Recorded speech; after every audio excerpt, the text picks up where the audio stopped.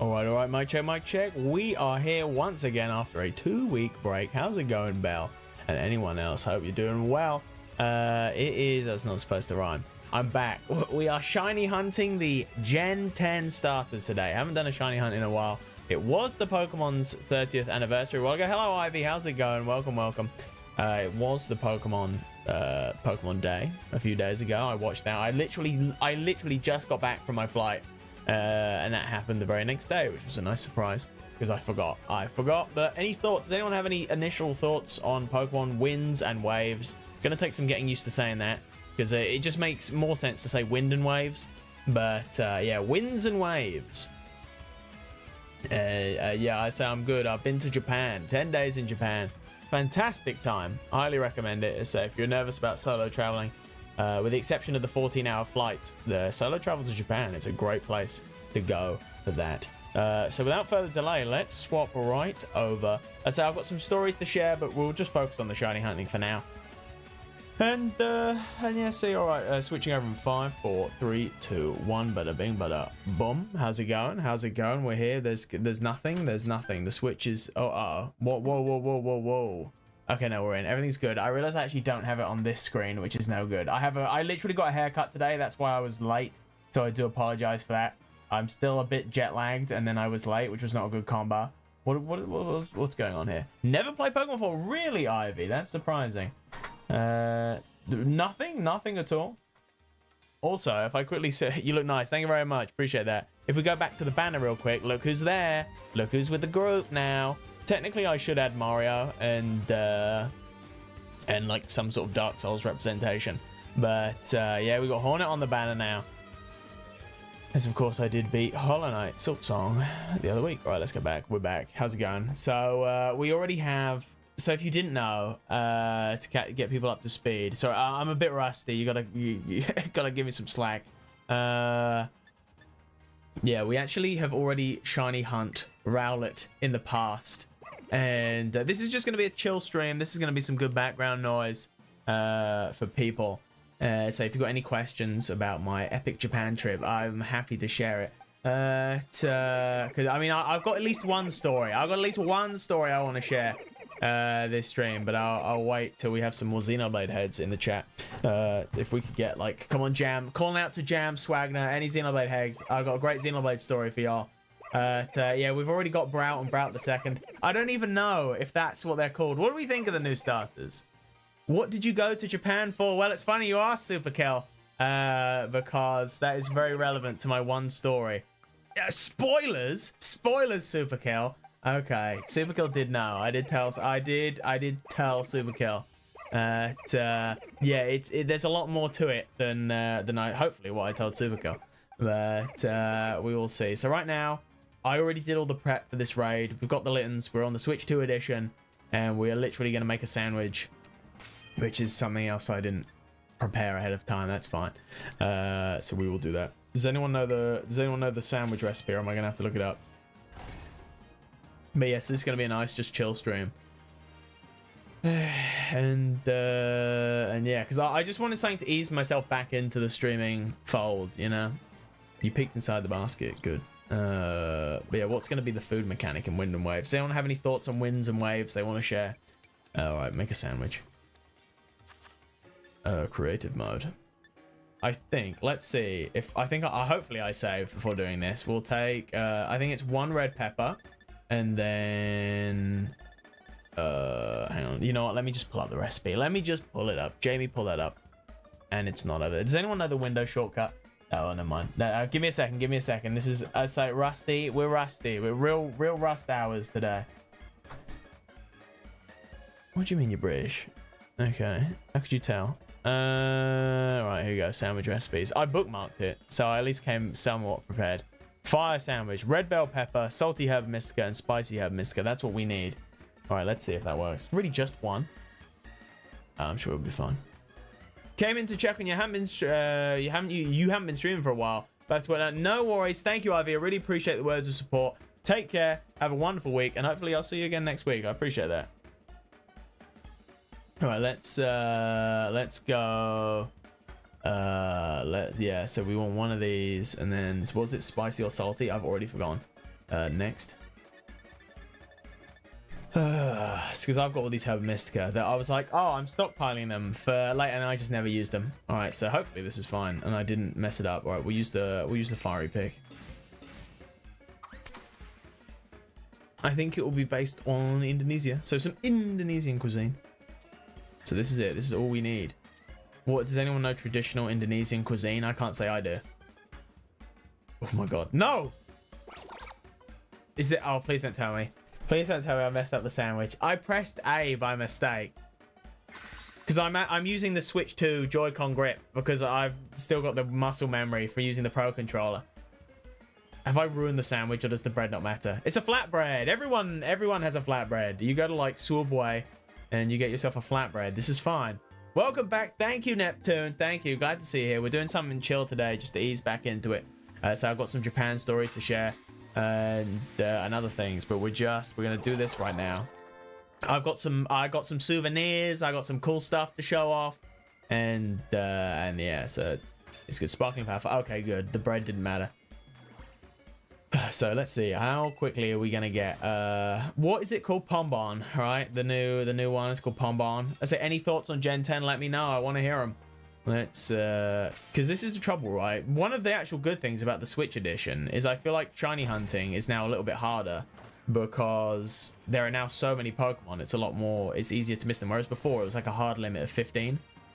So it was like you would just count 1 2 3 4 5 6 7 and then you'd be like, oh, okay, there's no shiny. This is also a pretty good spot for a Litten raid, other than like this slope here. And Litten, shiny Litten are pretty easy. I mean Pombon, shiny Pombon are easy to spot because they're white. So hopefully. See, leaked footage of winds and waves. You got it here. Isn't it? Oh, wow, the game looks so good. All right, let's... I love the wind and the waves. No, I don't think we go on there. If we could get 2, that would be awesome. Because like the render distance and stuff. Like before, you would just have like 15 in front of you. Now they can be all over the place.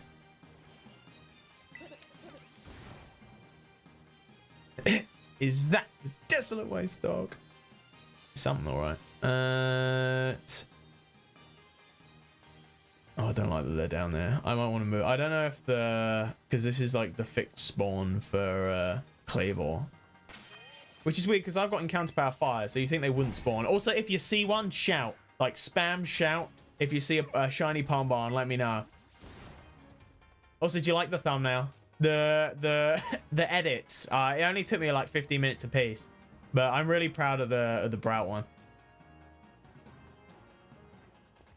Because yeah, this is basically the gameplay. What is that? Oh, is that a Beldum? Is that a shiny Beldum? Surely not. No, it's a Magnemite. Never mind. I was like, I saw that floating over there because of course we don't have shiny Sparkle. So look at all these Litten. Look, there's so many. You're telling me there's not a single shiny in all of this? I mean Pombon. It's obviously a Pombon. Okay, I looked up Indonesia has a lot of rice or noodle-based meals and soup. Maybe we'll make some kind of rum. I could see a soup. A soup mini game could be fun. Like you throw stuff into the soup because that seems like again a communal thing. You have like a big soup pot and then everyone puts their soup ingredients in. So oh brother brought the red pepper to the soup. You know what I mean?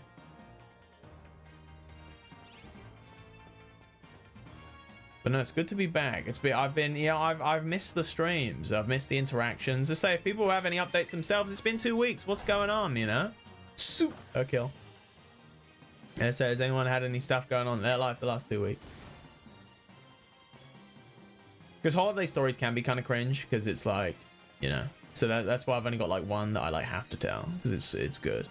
I wonder how long this will take. Because it's like encounter power fire, but then you've got all those Scrafty over there. It's like, what are we doing? I think maybe going down here is better. I think there's too many fixed spawns over there. Okay. Yes, there obviously is. It'll say you're on a slope now. No, okay, we're good. Yeah, we're winning. All right, let's but yeah, so what should I, you know what, where do I begin? I say I'm so rusty. I'm like, what do I even do? So what do we think of Pokemon Day? Did you see that? What was like the first thing they showed off? It was like a cartridge thing. Like, what a waste of plastic that was. It was like all those different cartridges, and it's like each one does a different song, but it seems to only do one song. It's like, who approved that is insane to me, because it's like YouTube exists. Like there's no novelty there other than just the like collectors, because they'll whack like an 100. I'm not going to buy it, obviously. I don't, you know, it's not the kind of thing that interests me. But what, that just seems like a big scam. Yeah, it's like, why would you want that? Is it really like that? And they could have easily done like one with all the things and then maybe like a little screen that changed or something. There were definitely more efficient ways to do that, but they were like, no, let's just waste a ton of plastic. Because you remember when we did, when we looked for Browt, we didn't find any Browt until like the very last second.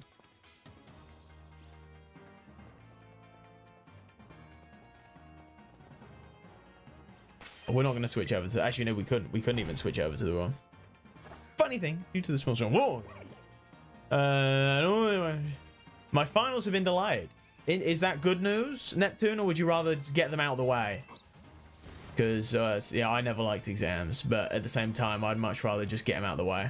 Yes, okay, okay.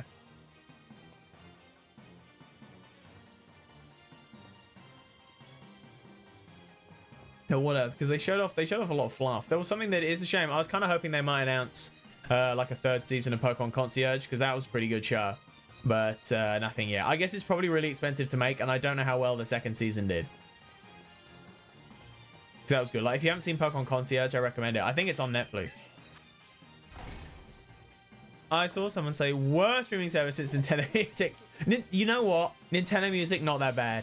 I have to say, I've used it a couple times. There's definitely a lot to be desired, but like Nintendo Music, not that bad. Also, welcome Swagner, glad to have you back. Did you see the reviews for Pokemon Pokopia? I didn't. What were they saying, Supergirl? Is it good? Is it bad? It looks really meaty. Like, I'm not gonna buy it, but it looks like there's a lot of content. Like, what's going on with Pokemon Pokopia or whatever? Chromacopia, Tyler the creator, what the hell? Netflix. Well, look, Neptune, between you and me, I might have used other platforms. You didn't hear that from me. But it's officially on Netflix, and you should go on Netflix and watch it officially on Netflix and nowhere else, because nowhere else exists. Right. Come on. Come on, Pombon. There's got to be a shiny Pombon around. If we could get a giant shiny Pombon. That Scraggy looks weird. Does he not? I've already got a shiny Scraggy in ZA, so I'm not that worried. He looks a bit, he looks off. Is this a shiny boy? Hello. It's not. Okay. Yeah, in ZA they're like this, they don't have a very good shiny. It's like a slightly off tinged orange, I think.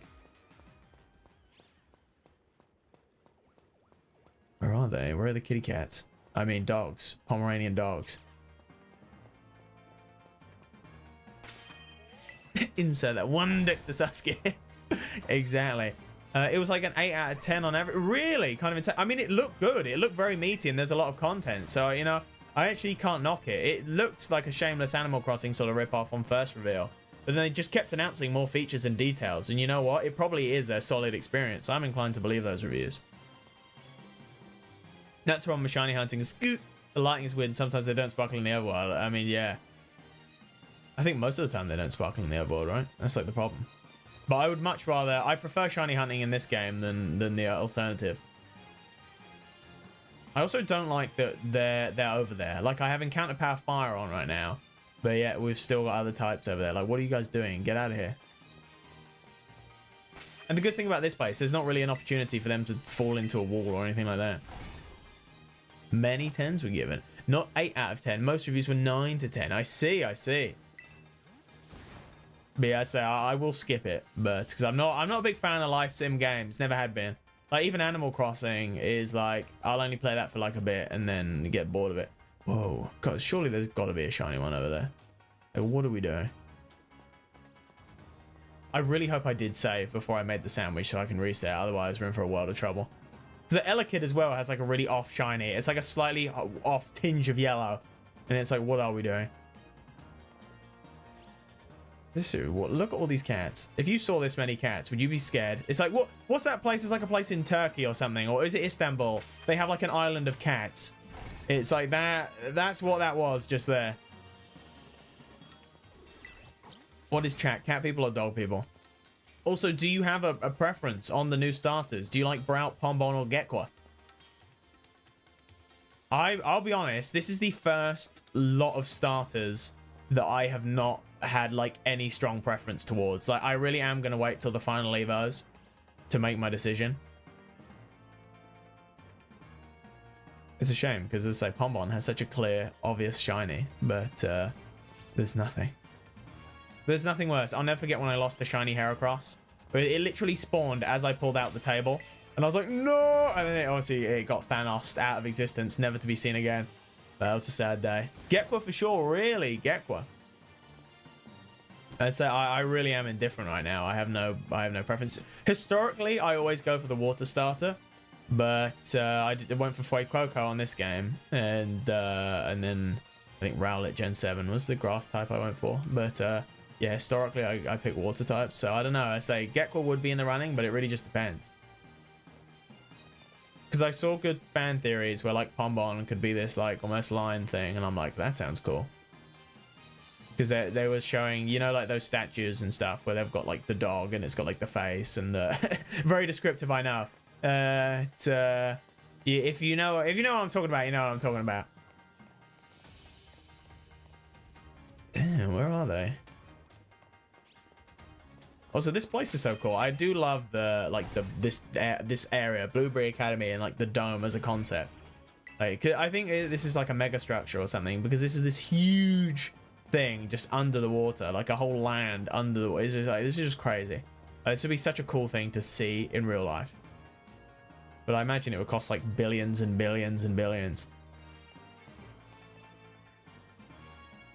And also like the sketchy lore on the Hisuian Mon and like what their deal is.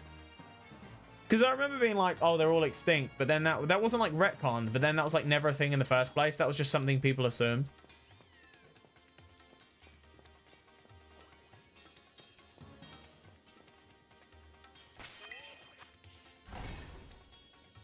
Oh, the Barong. Is that what it's called? I don't know.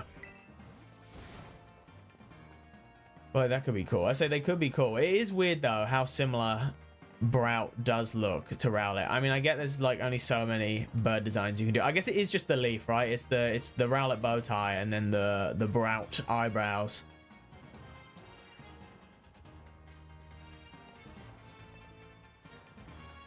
Man, they did make shiny. This is harder. This is definitely harder because I say the Pokemon can just spawn further away and there's more of them. And it's like the last thing I need is like a shiny Scrafty or whatever getting in my way. What are you looking at? Alright. So yeah, this might be a shorter stream today. We'll really just see. I'm just easing myself back into it. What does picnicking do? It resets all the spawns. So by bringing out the table, all the Pokemon despawn and then they all respawn. So I'm re-rolling the encounters, and then that way I don't have to keep like leaving and coming back. So if a shiny one's gonna spawn, it'll spawn in the bunch, which is actually why the Switch 2 is a problem, because we got all these guys spawning over there, and that is making this a lot harder. Because although yes, spawns are up, giving you a greater chance, it's actually I think a bit harder because yeah, they're more spaced out. Hello, no, okay. I saw the white block and I was like, oh, there's one.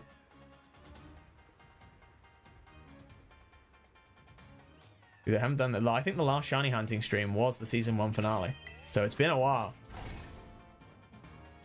And what else did they show off? I'm looking at my notes here. I don't know. What is going on? I don't have really anything to. Oh no, we've got notes about Wind and Waves. I didn't actually put down what they announced other than the waste of plastic music player. But no, I do kind of like Nintendo music. I'm not even gonna lie to you. I think it's because like I used a free subscription for YouTube Premium while I was in Japan, and I was like, you know what, YouTube Premium is good, but then YouTube Music I can just no, hang on, Nintendo Music I can listen to the too many things with music in the name. But to be fair though, I only listen to like 3 songs on Nintendo Music, but I do like it. What can I say? Where are they? Where? It's like nothing. But it is kind of crazy actually. Now I won't talk about it too much because, you know, leaked information is leaked information, but from the Terra leak that happened ages ago, just how much of that information was true. It's I mean, obviously it was true because things were getting confirmed time and time again, but like what a crazy thing. Luckily I had forgotten most of the like the Gen 10 stuff that had leaked, because I think most of it was just environments. So it was still like seeing it for the first time when they officially showed it off. And of course, like seeing it as it's supposed to be is completely different than seeing it like pre-release screenshots. Not even pre-release, like alpha screenshots. It's like it's crazy. It's like how like the fact that that happened. And I suppose we're at the end of it because after this, actually no, there's even more, isn't there? Because we already sort of know what's even going to come after this, right? It's oh yeah, that's got I forgot. I'm now remembering how much got leaked, and it was most of it was just like names. I think the Gen 10 stuff was like the last bit of physical thing we saw. Also, there was like some stuff going on with Pokemon Champions, some like controversy. Did anyone follow that? I'm not going to play Pokemon Champions, so I really am not interested. But it was like they're doing like a battle pass or something because it's free to play. And I saw a thing being like Dragonite is locked behind, like locked behind a battle pass.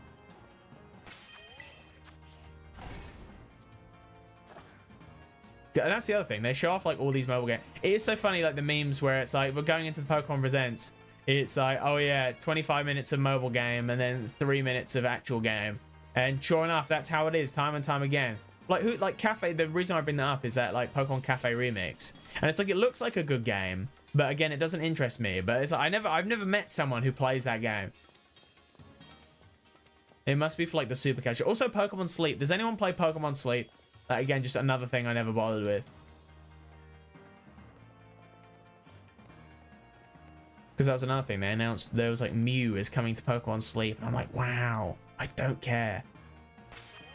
But I do know, I have heard of people playing Pokemon Sleep. So it's like any Pokemon sleepers in the chat? Which is a crazy sentence.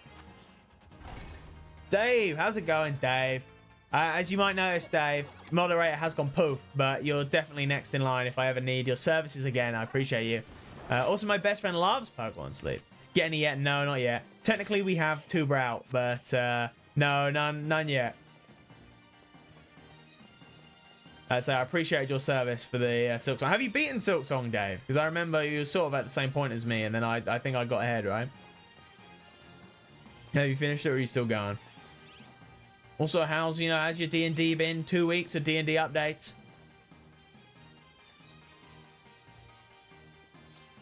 I see them Magnemite, and I keep thinking they're shiny Beldum. It's really annoying, because there are Beldum. You can find them. I don't think they're here, but they are around. I do like how, again, I hope they expand on this in Wind and Waves. Again, just like Pokemon personalities, and how like you'll have some run away from you, some will come up to them, depending on their nature. Because I think one of the best things they ever did, which can only really be captured with this format, is having the Pokemon be different sizes. And like having your mini Pokemon, your macro Pokemon. And like that, I stand by. That's like one of the best things about going to open world that they could have done. Because it really does make all the Pokemon... I probably said this before. I'm getting a slight sense of deja vu. It's like, it really does make them all feel different. And it makes them feel a bit more special. Like if you find your mini little thing, you're like, ah, oh, cute little guy, you know? How much time have I got left on this sandwich? We're over half the time. We haven't seen a single one. I think the shiny rate, because I did everything for full odds, is like, yeah, I think it's like 5% or something. It's quite high. I don't see him. My shiny Pombon. Do we think they're going to... Well, obviously they're not shiny locked because I'm doing it right now. But hypothetically, do we think they'll be shiny locked? I was actually kind of upset that in Blueberry Academy, you couldn't shiny hunt Sprigatito, Fuecoco, and Quaxley because they had all the starters here. And so I was like, oh, surely you'll be able to... Because I really wanted the shiny Fuecoco, but I couldn't be bothered to do egg hatching. Because I did that one time in X and Y, and I had like 3 boxes full of Chespin. And I was like, that was a waste of time. Like, I didn't even get one. I just gave up after like, I don't know, 4 hours. Oh? No. Okay. Again, like I saw a shimmer on a rock, and I was like... Because you'll know. When you see the shiny Pombon, you'll know. Like, it's got a great shiny. Now, I had a ton of PhD work and haven't played any games or updates are good on D&D. Party getting close to the final. Oh, nice. Also, good to be of service. However, it was good. It was 5 weeks, Dave. That's a long old time. That's full employment there. Right, yeah, they're not here. It's also crazy that Gen 10 is coming out 2027. Any predictions on when we think in 2027? I honestly could just see it being January, like, and picking the Pokemon Legends Arceus slot. There's a quick drink. So that Cleavor spawns first every single time. Like, that has priority spawn, and it makes me wonder if I need to go over there and, and knock it out.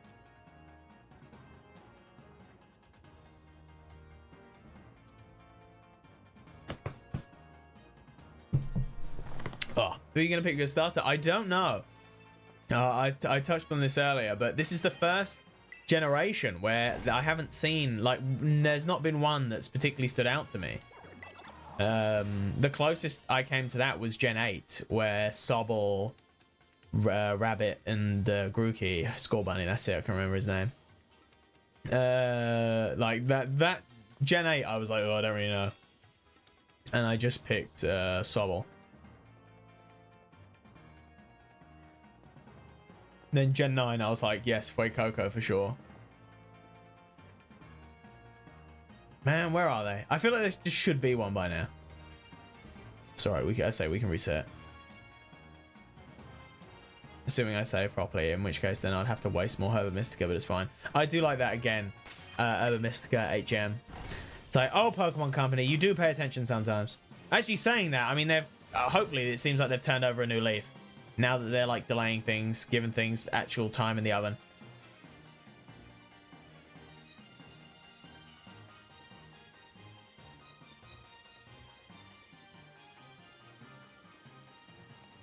Man, what? This is okay. This is going to be another. This is going to be one of them Browt situations where we don't get them until the very end. Because that, I'll never forget. It was like the second or third stream, and what I picked Starly, and we are going to shiny hunt Starly, and I didn't realize they had timed spawn, so they only spawned in the daytime. And I just remember, like, I had the raid all set up, and then it turned to nighttime like halfway through, and then they stopped spawning, and I was like, uh-oh.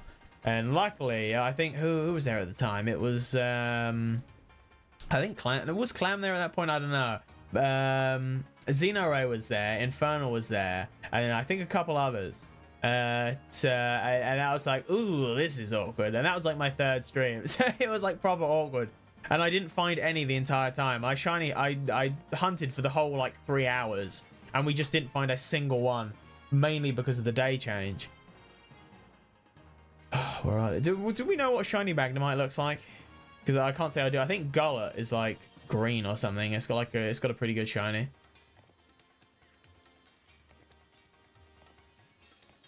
Yeah, we just it's like, I feel bad for the Pokemon. It's like we pull out the picnic table, be like, hi guys, and then immediately call them back like, sorry guys.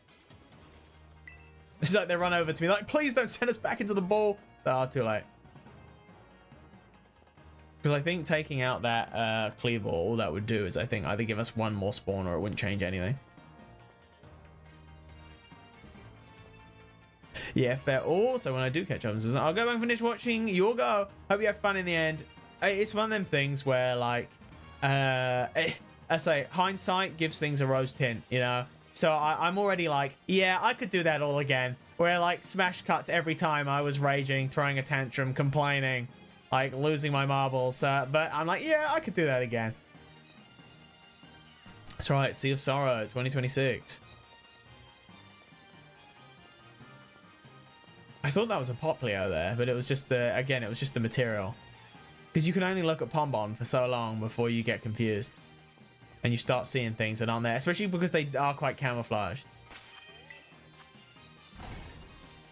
First, welcome Charlie, how's it going? Glad to have you here. I mean, technically no one else claimed first, so you are valid. So I didn't claim first. I said the Yakuza didn't get me, so there you go. Which is true. I did not get captured by the Yakuza. I also luckily didn't even run into the Yakuza. I kept to the bright lights and the crowds, and everything was good.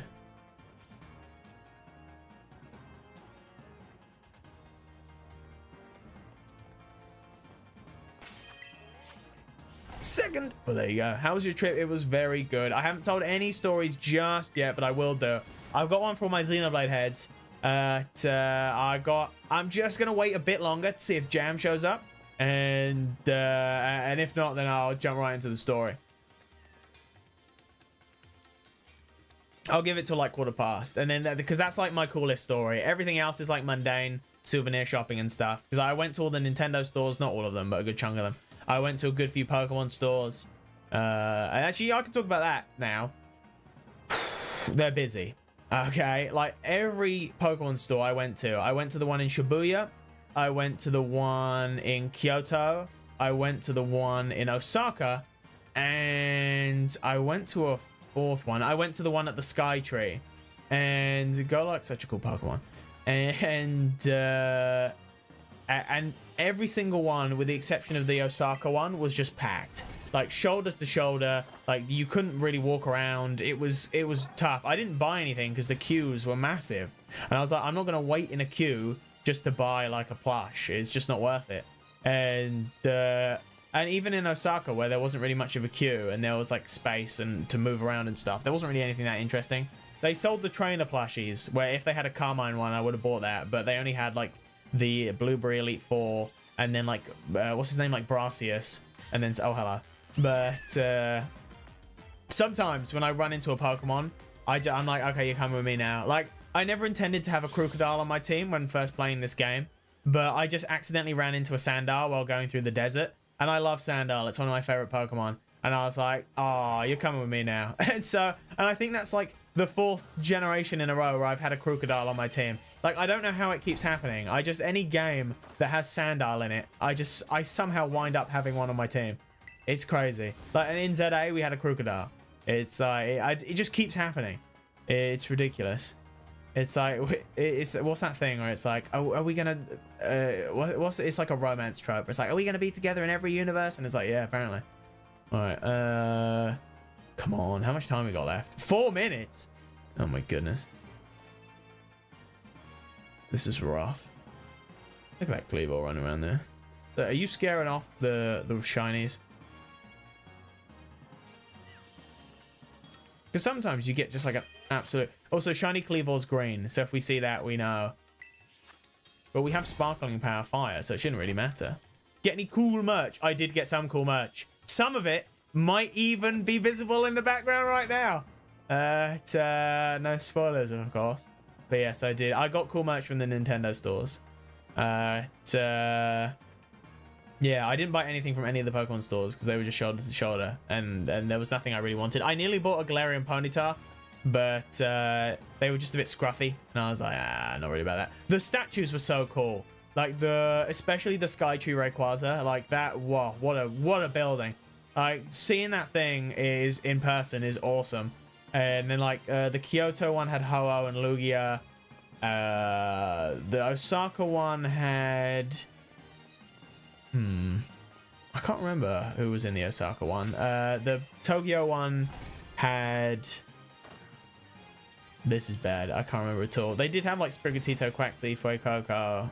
They had like a I think it's called a Geisha Pikachu, where it's like a Pikachu and like a kimono thing.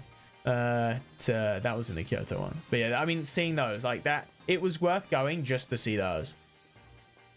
Because I couldn't go. I really wanted to go to that Pokepark Kanto thing, but I couldn't get tickets. That was like my one regret. But even then, I pretty much did everything on my bucket list. So having that be the one thing I wasn't able to do was like relatively fine. Also, sometimes I get on Koraidon just so I can jump in the air and give me a bit more height. Because sometimes it's worth just like running in circles and despawning them that way. But I think the picnic method is quickest. Oh, so going to Japan next year, I have to put it on my list. I feel like that's Pokemon, you know, gotta feel that connection. Yeah, we're talking about Sandile, right. And but yeah, that is cool. I wouldn't say, I mean, if you like Pokemon statues, go to as many Pokemon centers as you can, but yeah, they are really busy. Because even now I wasn't even going at busy times, they just show up full of tourists. Swagner, yeah, the American tourists there were not doing good. They weren't doing good, and most of them were obnoxious, and yeah, they were giving you a bad rap, Swagner. But I know you don't speak for all Americans, but you are our current American representative, so their obnoxious does fall on your shoulders. They never are. Unless I've remembered that wrong. It's like Swagner's like, I'm from France. It's like, whoops. And I think we're probably out of time. We've probably got like time for one more reset. No, we've got 125. Not all Americans, Charlie.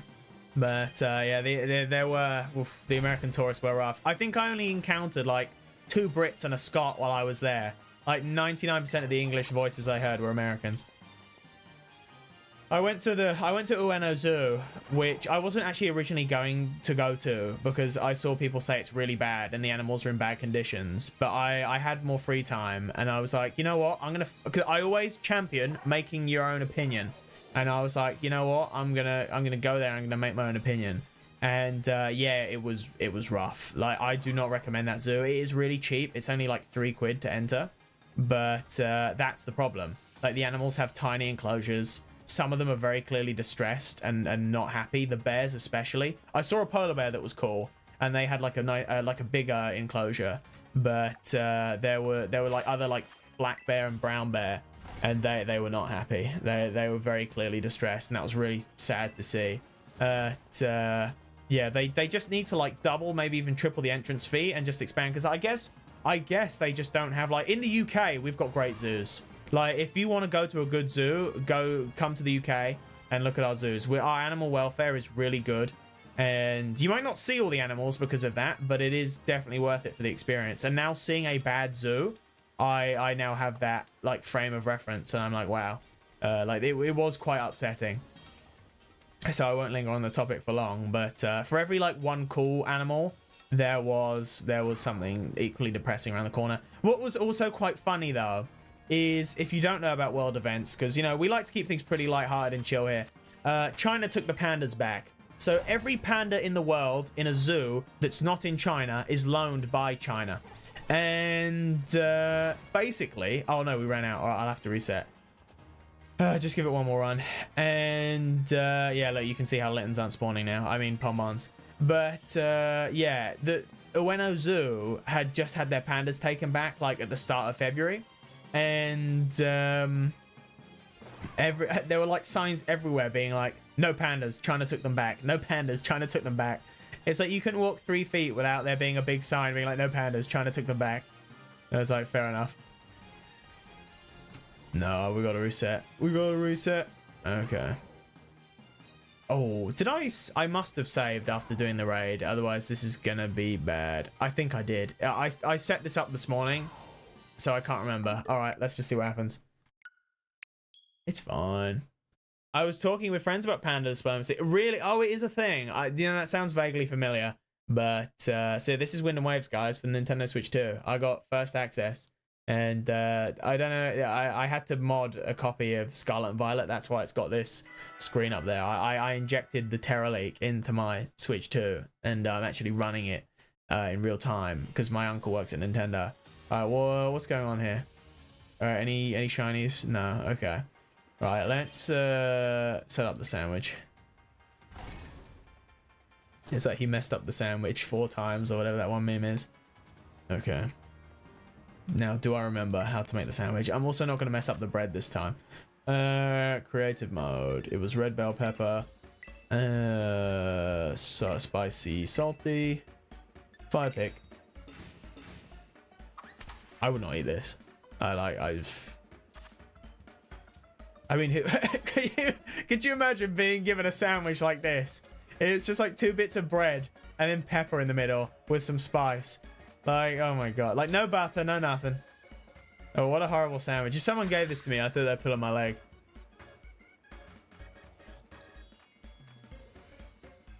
I think we have more problematic lower ranks than just our tourists at the moment. Yes, that is true, Swagner. Stay safe, stay safe. Yeah, scary times out there. I say that I like to keep this. I like this space to be like a safe space, so I don't really talk about that kind of stuff. But yeah. Average UK cuisine, maybe. Or what's that thing? It's like mushy peas, and there's a really specific name for it, and it's like mushy peas on bread, and it's got like an absolutely horrible name. It's like, I've never had that. I'm a picky eater, so a lot of British cuisine does not fly with me, which is already a problem. But you know, love me a Domino's. That's a British staple. Somehow. All right, was it like Domino's No, there is something like American Domino's is different, or like how the businesses present themselves in the different countries is different. But yeah, because I had Domino's while I was in Japan, and it tasted one-to-one how it does in the UK, which really surprised me. The Japanese mayonnaise tasted odd. Like, I don't know what they put in the mayonnaise, but Japanese mayonnaise did not taste like UK mayonnaise. Like, whenever I had something with mayonnaise in it, it was nasty. It was not pleasant at all. So if you like mayonnaise, I don't recommend Japanese mayonnaise. Because it was just like sour. It was really sour. And I was like, this is horrible. I was like, you guys like this? This is garbage. Other than that, because I am a picky eater, I did try, like, I tried dango or dango, however you want to say, and that was horrible. And it's like a rice sweet, like a savory sweet sort of like rice snack, and it was horrible. It was like chewy. It tasted weird. I didn't finish it. I had like, there was like 3 in a stick, and it was like plain strawberry and then matcha flavor, but I couldn't even taste the difference, and it just wasn't pleasant, so I threw it away. What is that? Oh, it's a magneton. I was like, I could see this like amalgamation of things. Like, what is that supposed to be? What did you eat every day? Funny stuff. I ate some funny stuff. A disgrace of a sandwich. Why I missed that? Oh, I don't have my backup chat. Hang on, give me a second. If you see a shiny, shout. Whoa, whoa, whoa, whoa, whoa, whoa, whoa, whoa. Okay, let me. There you go. All right, perfect. Ugh, what was this? Well, there was something. I don't know. What was it? I was talking about. No, where was it? I swear I saw a thing. Oh, chip butty. No, that's all right. That's all right. We'll take that. Because there's a thing. It's like a giant queue for people getting beans on like a jacket potato. I remember seeing that the other day, and it's like average British cuisine. I saw a thing that was like, yeah, I understand why the British are depressed all the time when this is their meal, and it's like a barren plate with like a bit of bread, some sausages, and some beans. And it's like, I don't know, I might eat that.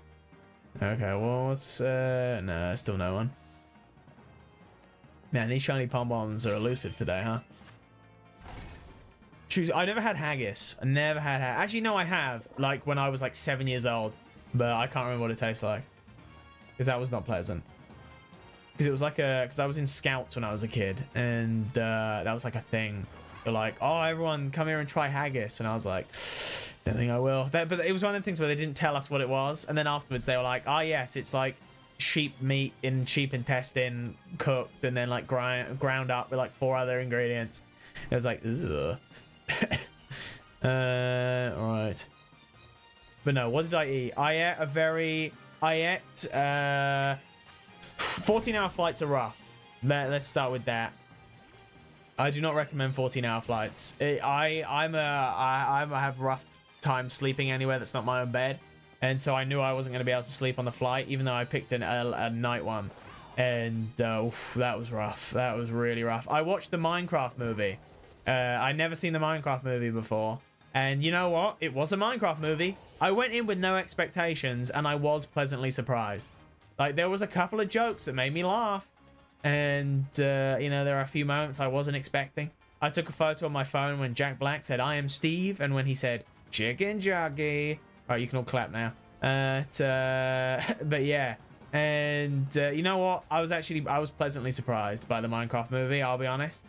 I like the bit at the end where the villain is trying to like trick Jack Black, but yeah, after being defeated, that did make me laugh. I wasn't expecting that, and it was funny. And then I watched, what did I watch after that? I watched the Aladdin remake with Will Smith, and that was okay. But again, the classic case where like 3/4 of the way through, I was just like, I'd rather watch the original. Like, yeah, this is good, but when the original exists, I would rather just watch that. But again, you know, it was fine. Why can we not pick this up? Can you only pick this up when you're not on Crydon? What the hell? Okay.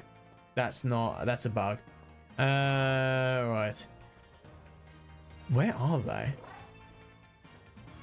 There's like an anemic Scraggy over there, poor guy. Needs to eat some red meat. Right. Oh my goodness. Can't be depressed today. The sun was out for you know what? It has been a cracking day today in the UK. The sun's been shining. We've got our like 1 day of sunshine after like 8 weeks of rain.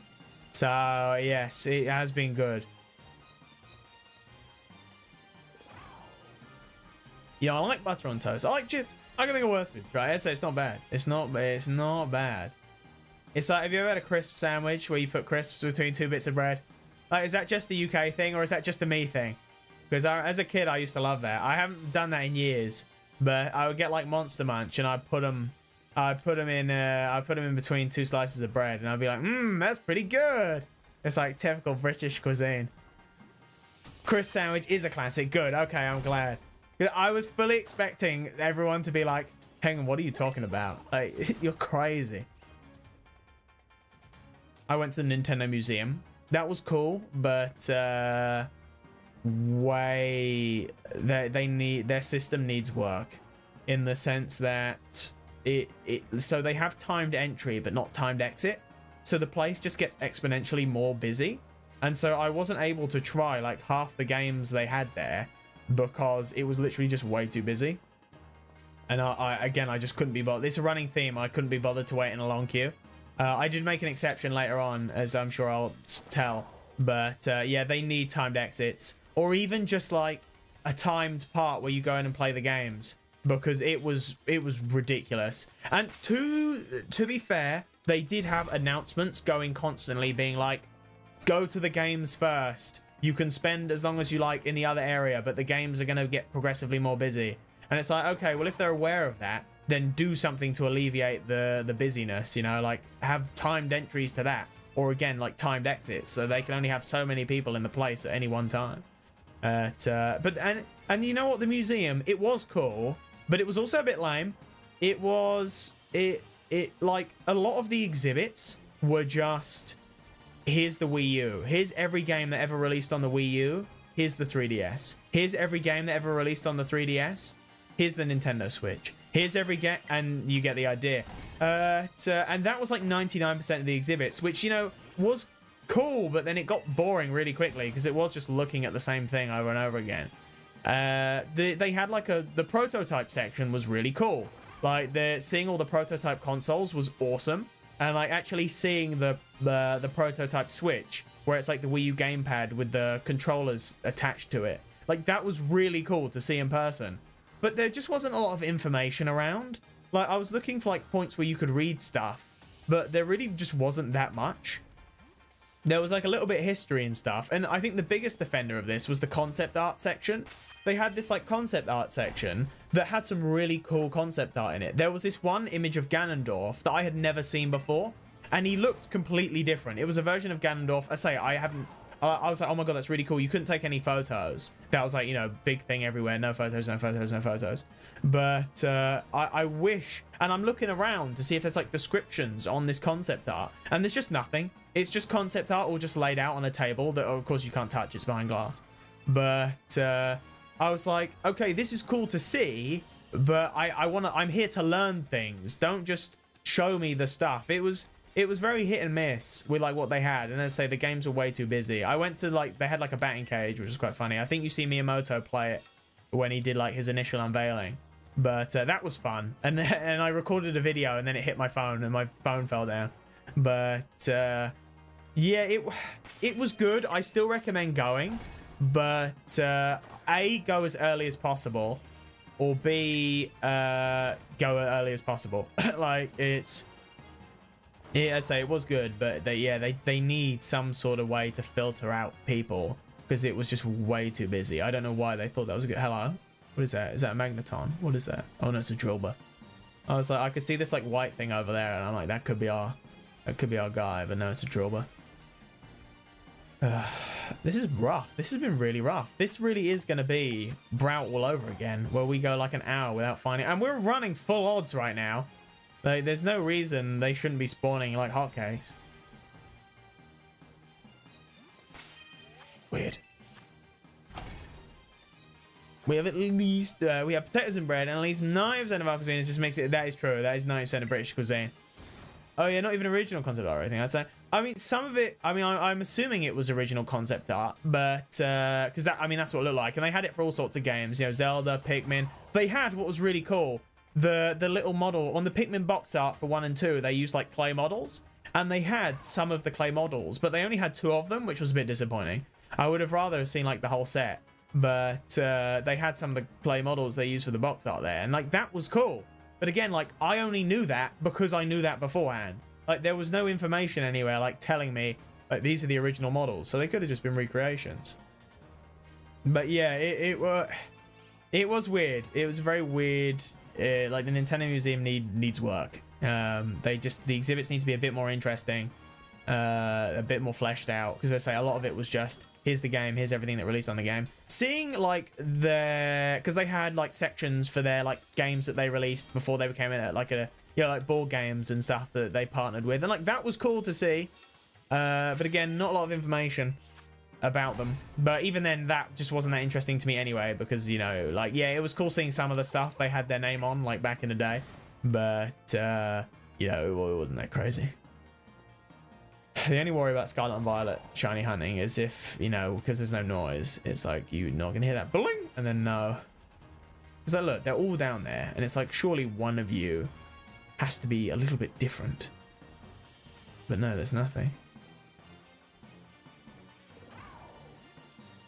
And then I went to Universal Studios Japan. I did that. That was what I did for like my final day, and really cool. Very busy again. Like insanely busy. I had an express pass for 2 out of the 3 rides, those being the Donkey Kong ride and the Mario Kart ride.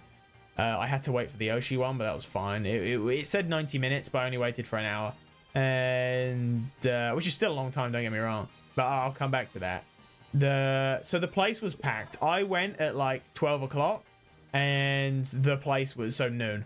And the place was packed, like shoulder to shoulder the entire way. There were a couple of like the stairs were clear, but in terms of like ground floor and stuff, it was absolutely packed. The wait times for the rides, I say Mario Kart was like 2 hours, Donkey Kong was 3 hours, and then yeah, the Yoshi ride was anywhere to like an hour to 90 minutes. And I say luckily I had the express pass, which turned those into like 20-minute waits respectively. But the Mario Kart ride, again, a little bit disappointing.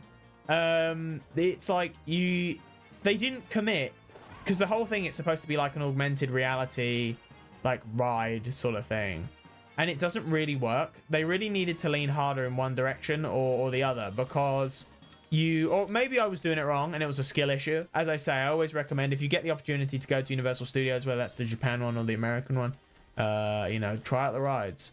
But yeah, so they put on this headset, and that's fine, you know, like it just clicks in, but the headset's not really wide enough, and so you can't, like, the angle's awkward. Maybe mine was just calibrated poorly, but I couldn't see things clearly without like looking directly down, and they wanted you to do that so you could see like how many green shells you had and things like that.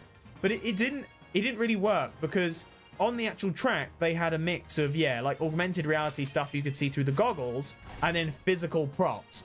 But because of the augmented reality on the goggles, you couldn't really focus on the props. So if you wanted to focus on the props, you couldn't focus on the augmented reality stuff.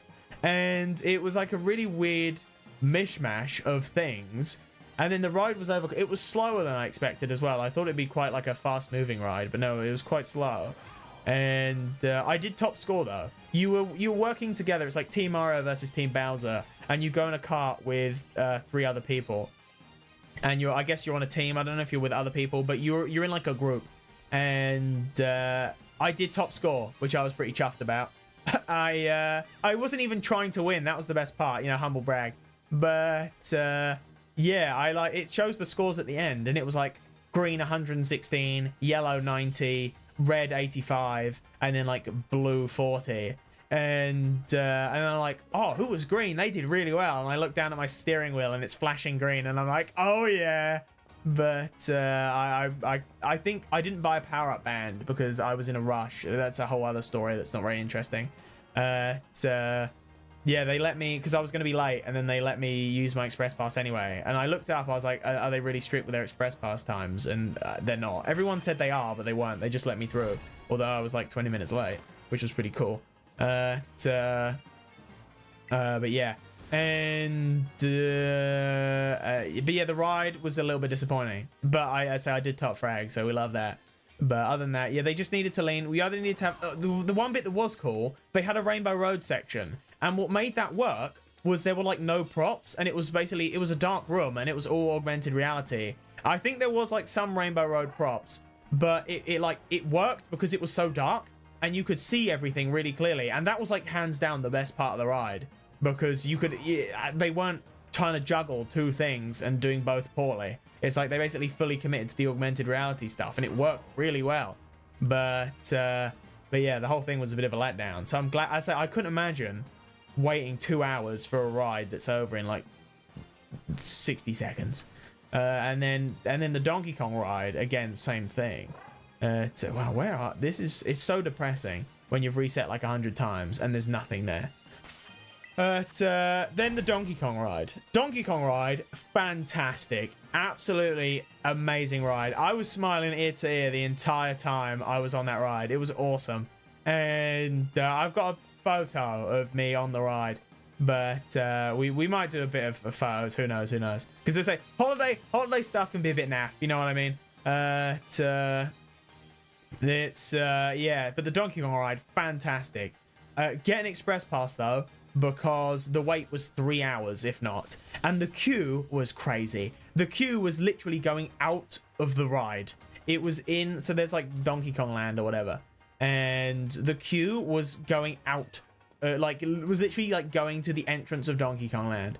And I was like, oh my god. Because I didn't even register it was the queue at first. And then I see a person holding a sign being like, queue starts here. And I'm like... like wait time 180 minutes, and I'm like, that's ridiculous. I'm just gonna have a quick drink.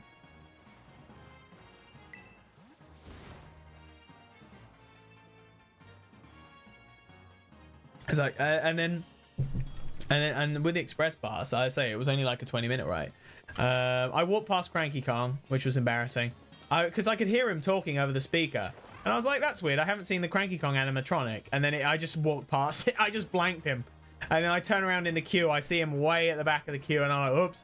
And so I take like a really zoomed in. Oh, no. False alarm. I thought I saw one, like way off in the distance there. Man, where are they? But, crud on, what are we doing? Yeah. I say, amazing ride. Not worth the 3 hour wait, because it was literally over in about, again, 60 seconds. Like that. I just couldn't imagine doing that. I couldn't imagine waiting 3 hours for a ride and then it just being over in 3 seconds. But maybe that's the theme park experience. I don't go to a lot of theme parks, so I don't really have a good frame of reference. But yeah, that was an amazing ride. It was fast. It was all, you know, practical stuff. You get to see Donkey Kong. It's a shame now with like Bonanza. I wish they would like overhaul the ride to not be with the Tikis and be with the final villain of Bonanza. No spoilers, of course. Of course, they're not going to do that, because it'd be too much money. But again, fantastic ride. Would recommend that, but get an express pass. Anything else? No, I said that was just a solid ride. That was just like a solid ride that went fast and was cool. And then the Yoshi ride. The Yoshi ride was crazy because it's a slow ride, so it's not that interesting. But the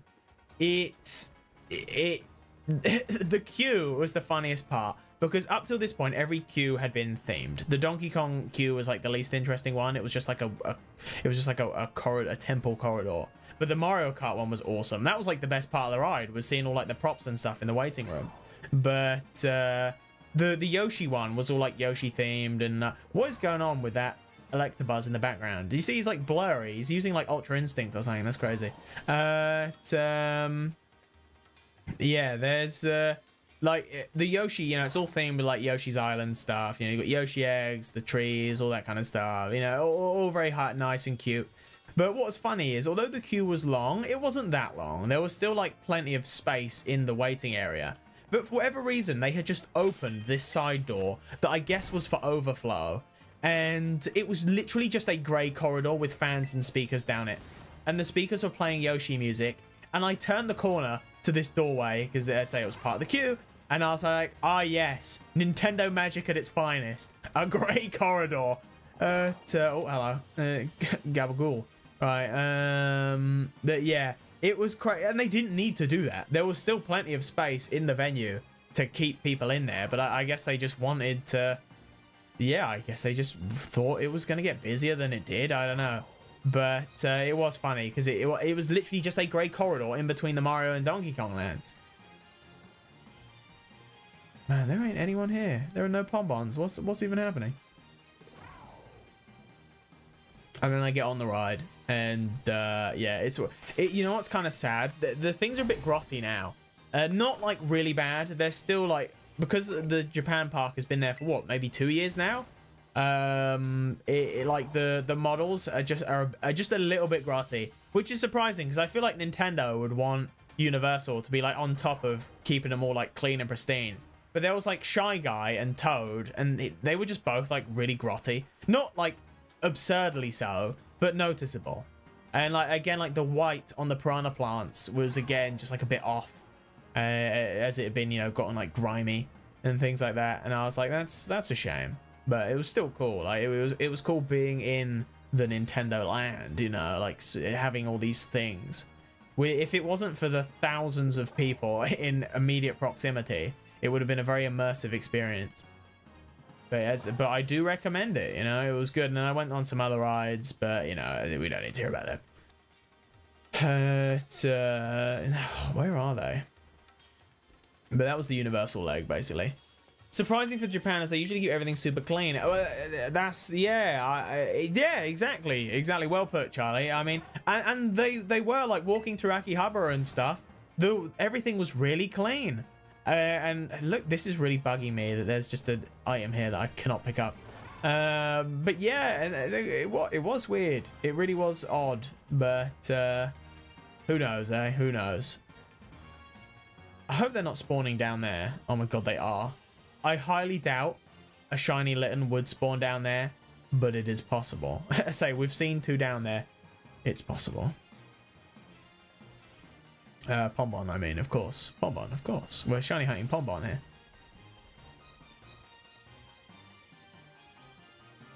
I'll move over to like this bit. Oh, there. Demon trying to escape. That's the first time. Oh, it's been a while.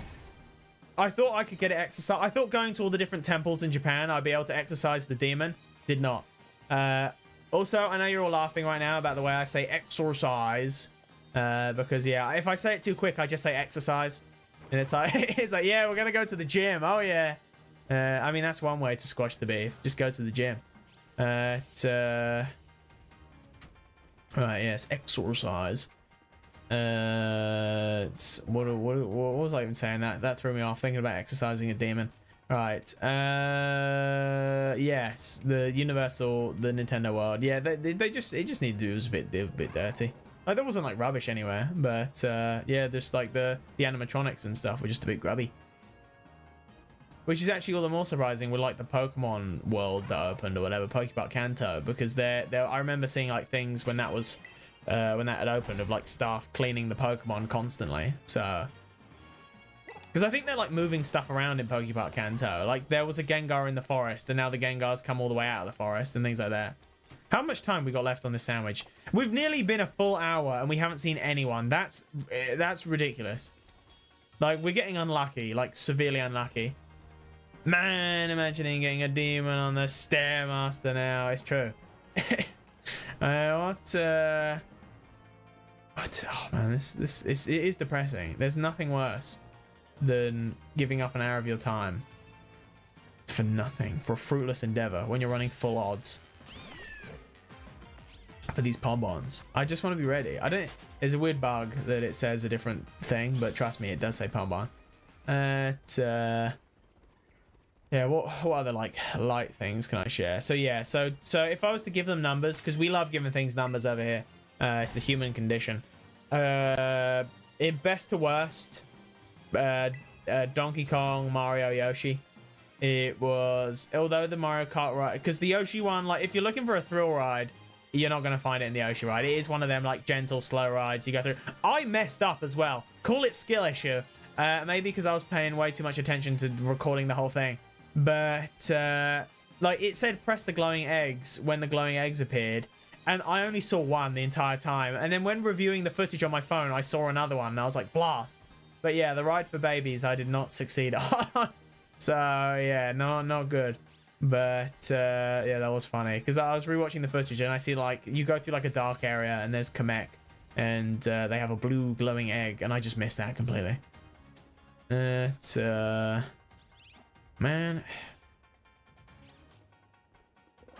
where they at? It's such a shame because Pombon has such a great shiny, like literally 10 out of 10 shiny.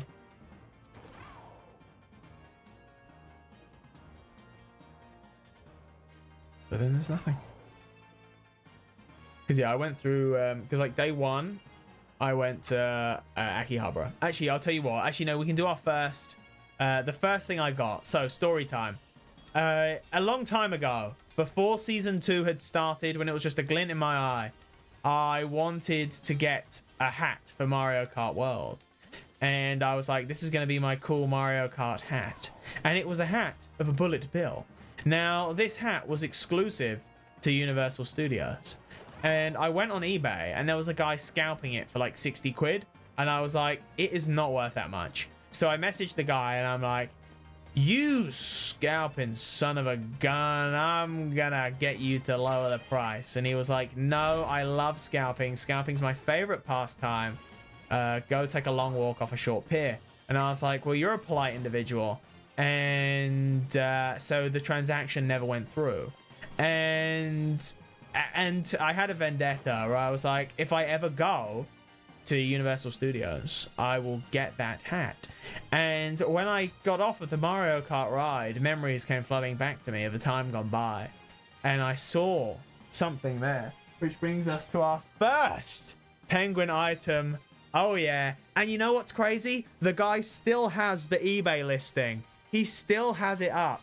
And I was this close. I'm not normally a petty guy, but I was this close to sending him a message on eBay being like, look, buddy, I literally went to Japan and got the hat myself. It was only like 15 pounds. You scalping son of a gun.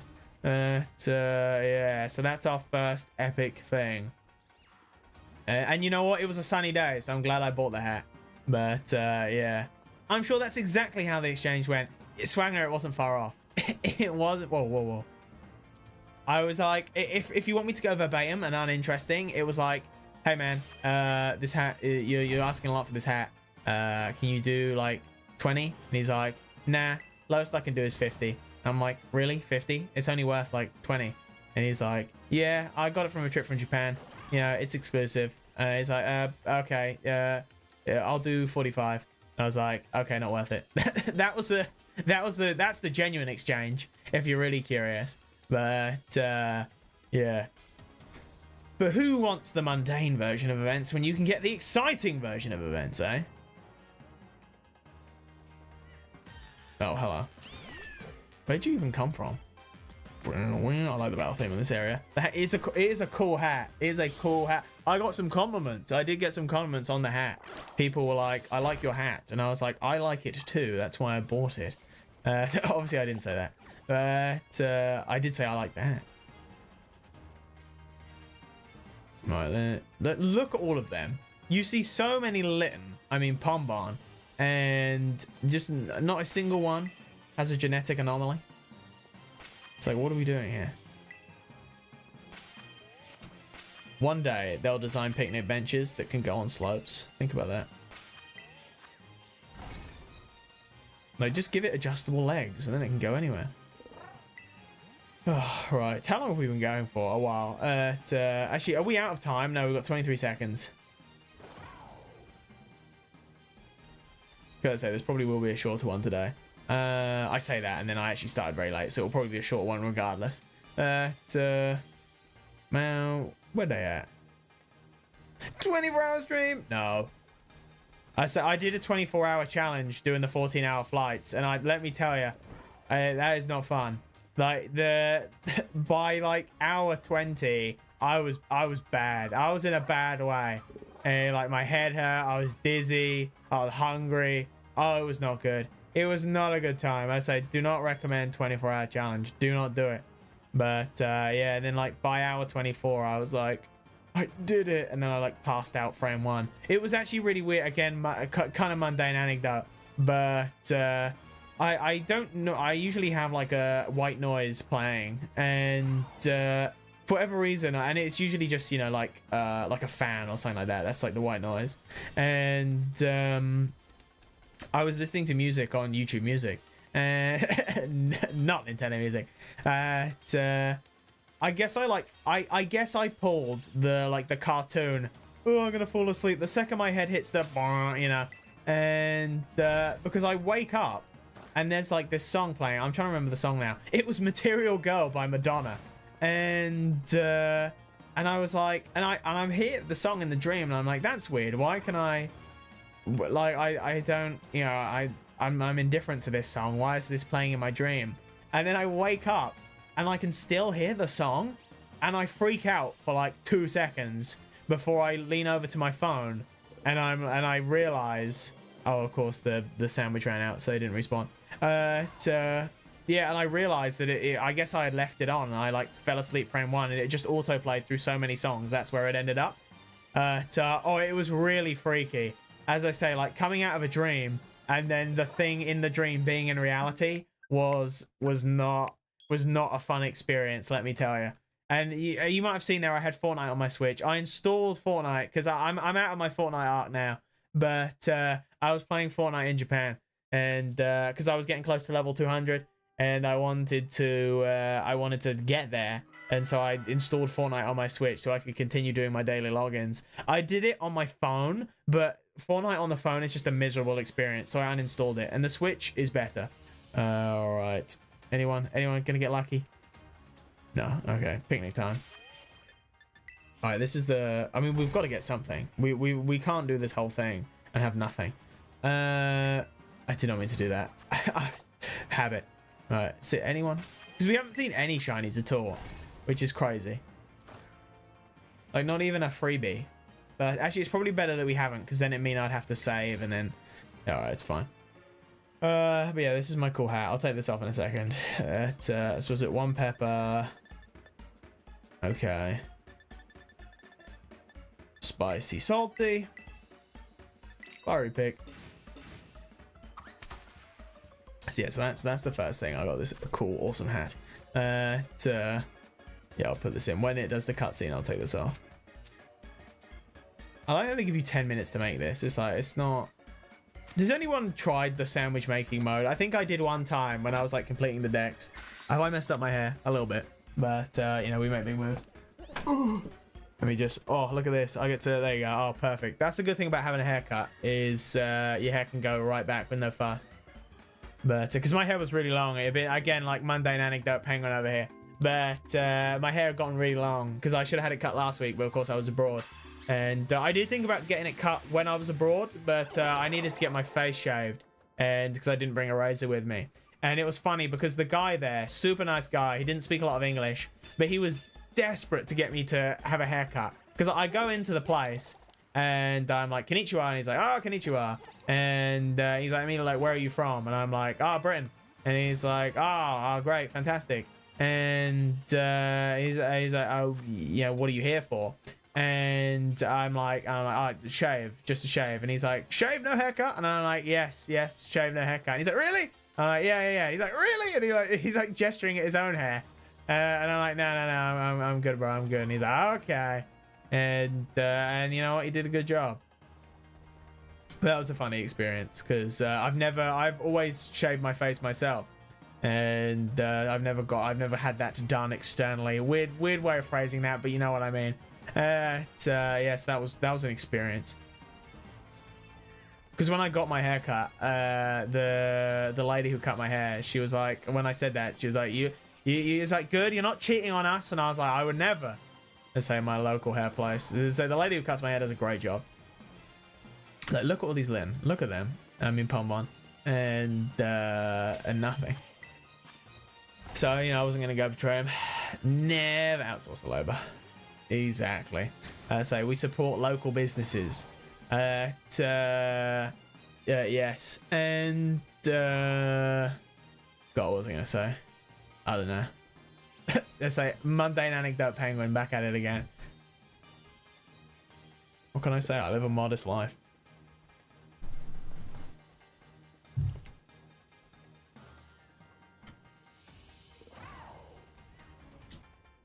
Yeah, it was a weird experience. The guy did cut my face a few times, but you know, it healed like instantly because it's just like a little cut. It was funny because you can't really feel it. And then I look in the mirror and I just see like blood just like down my neck.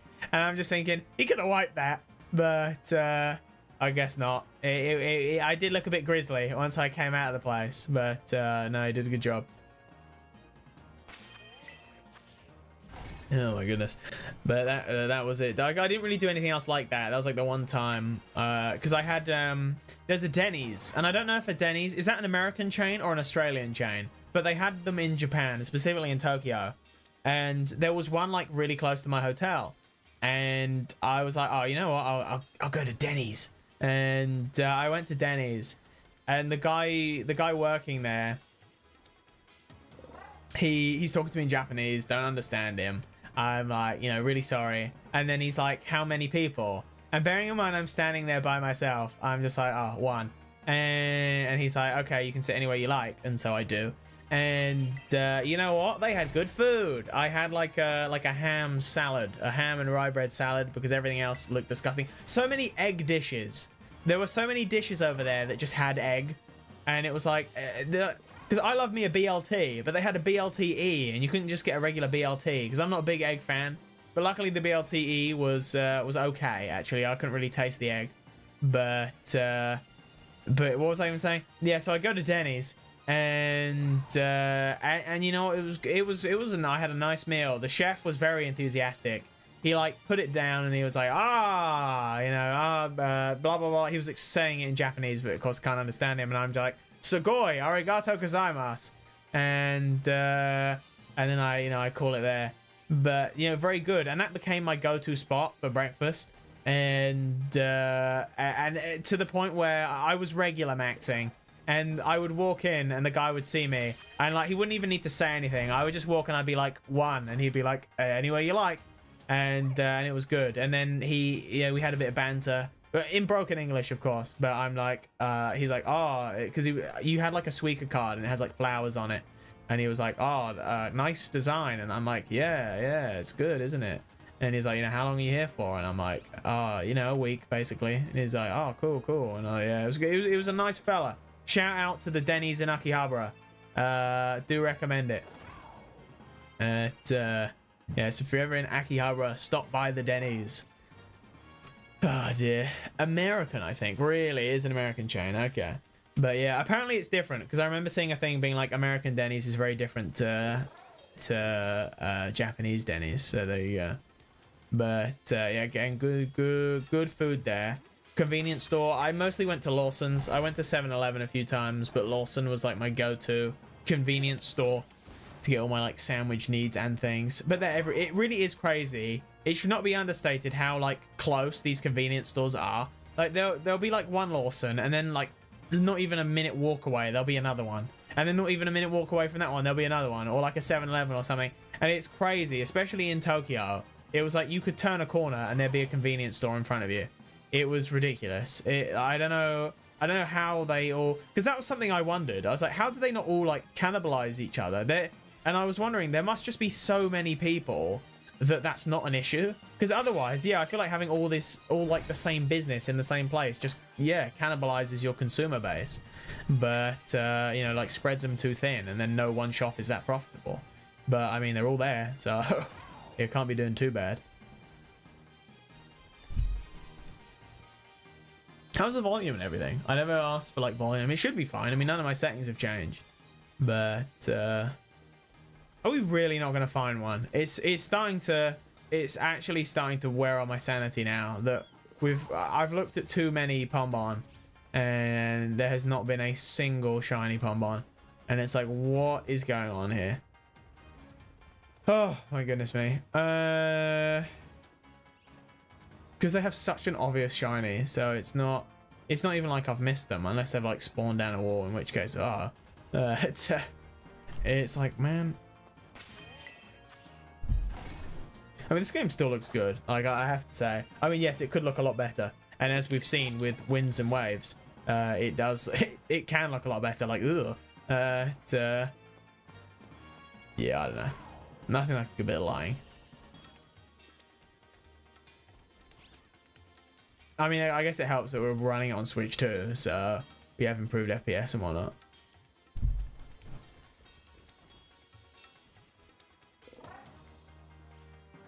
Man, where are they at? Ever since we saw that one down here, I'm like uber paranoid.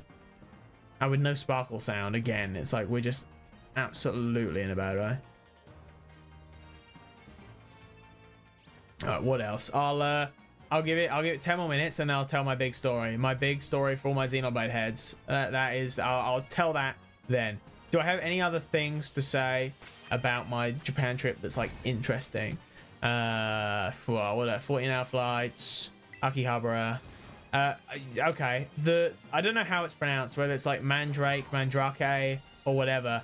That is a crazy place to go. Like, if you're in Tokyo, Akihabara, Shibuya, whatever, because there are a few of them around, like, go to Mandrake. Even if there's nothing there you want to buy, it is such a crazy experience because it's just like really narrow corridors or paths, and there's just like walls lined with secondhand stuff, and they're like massive complexes. Also, go to Yodobashi Camera.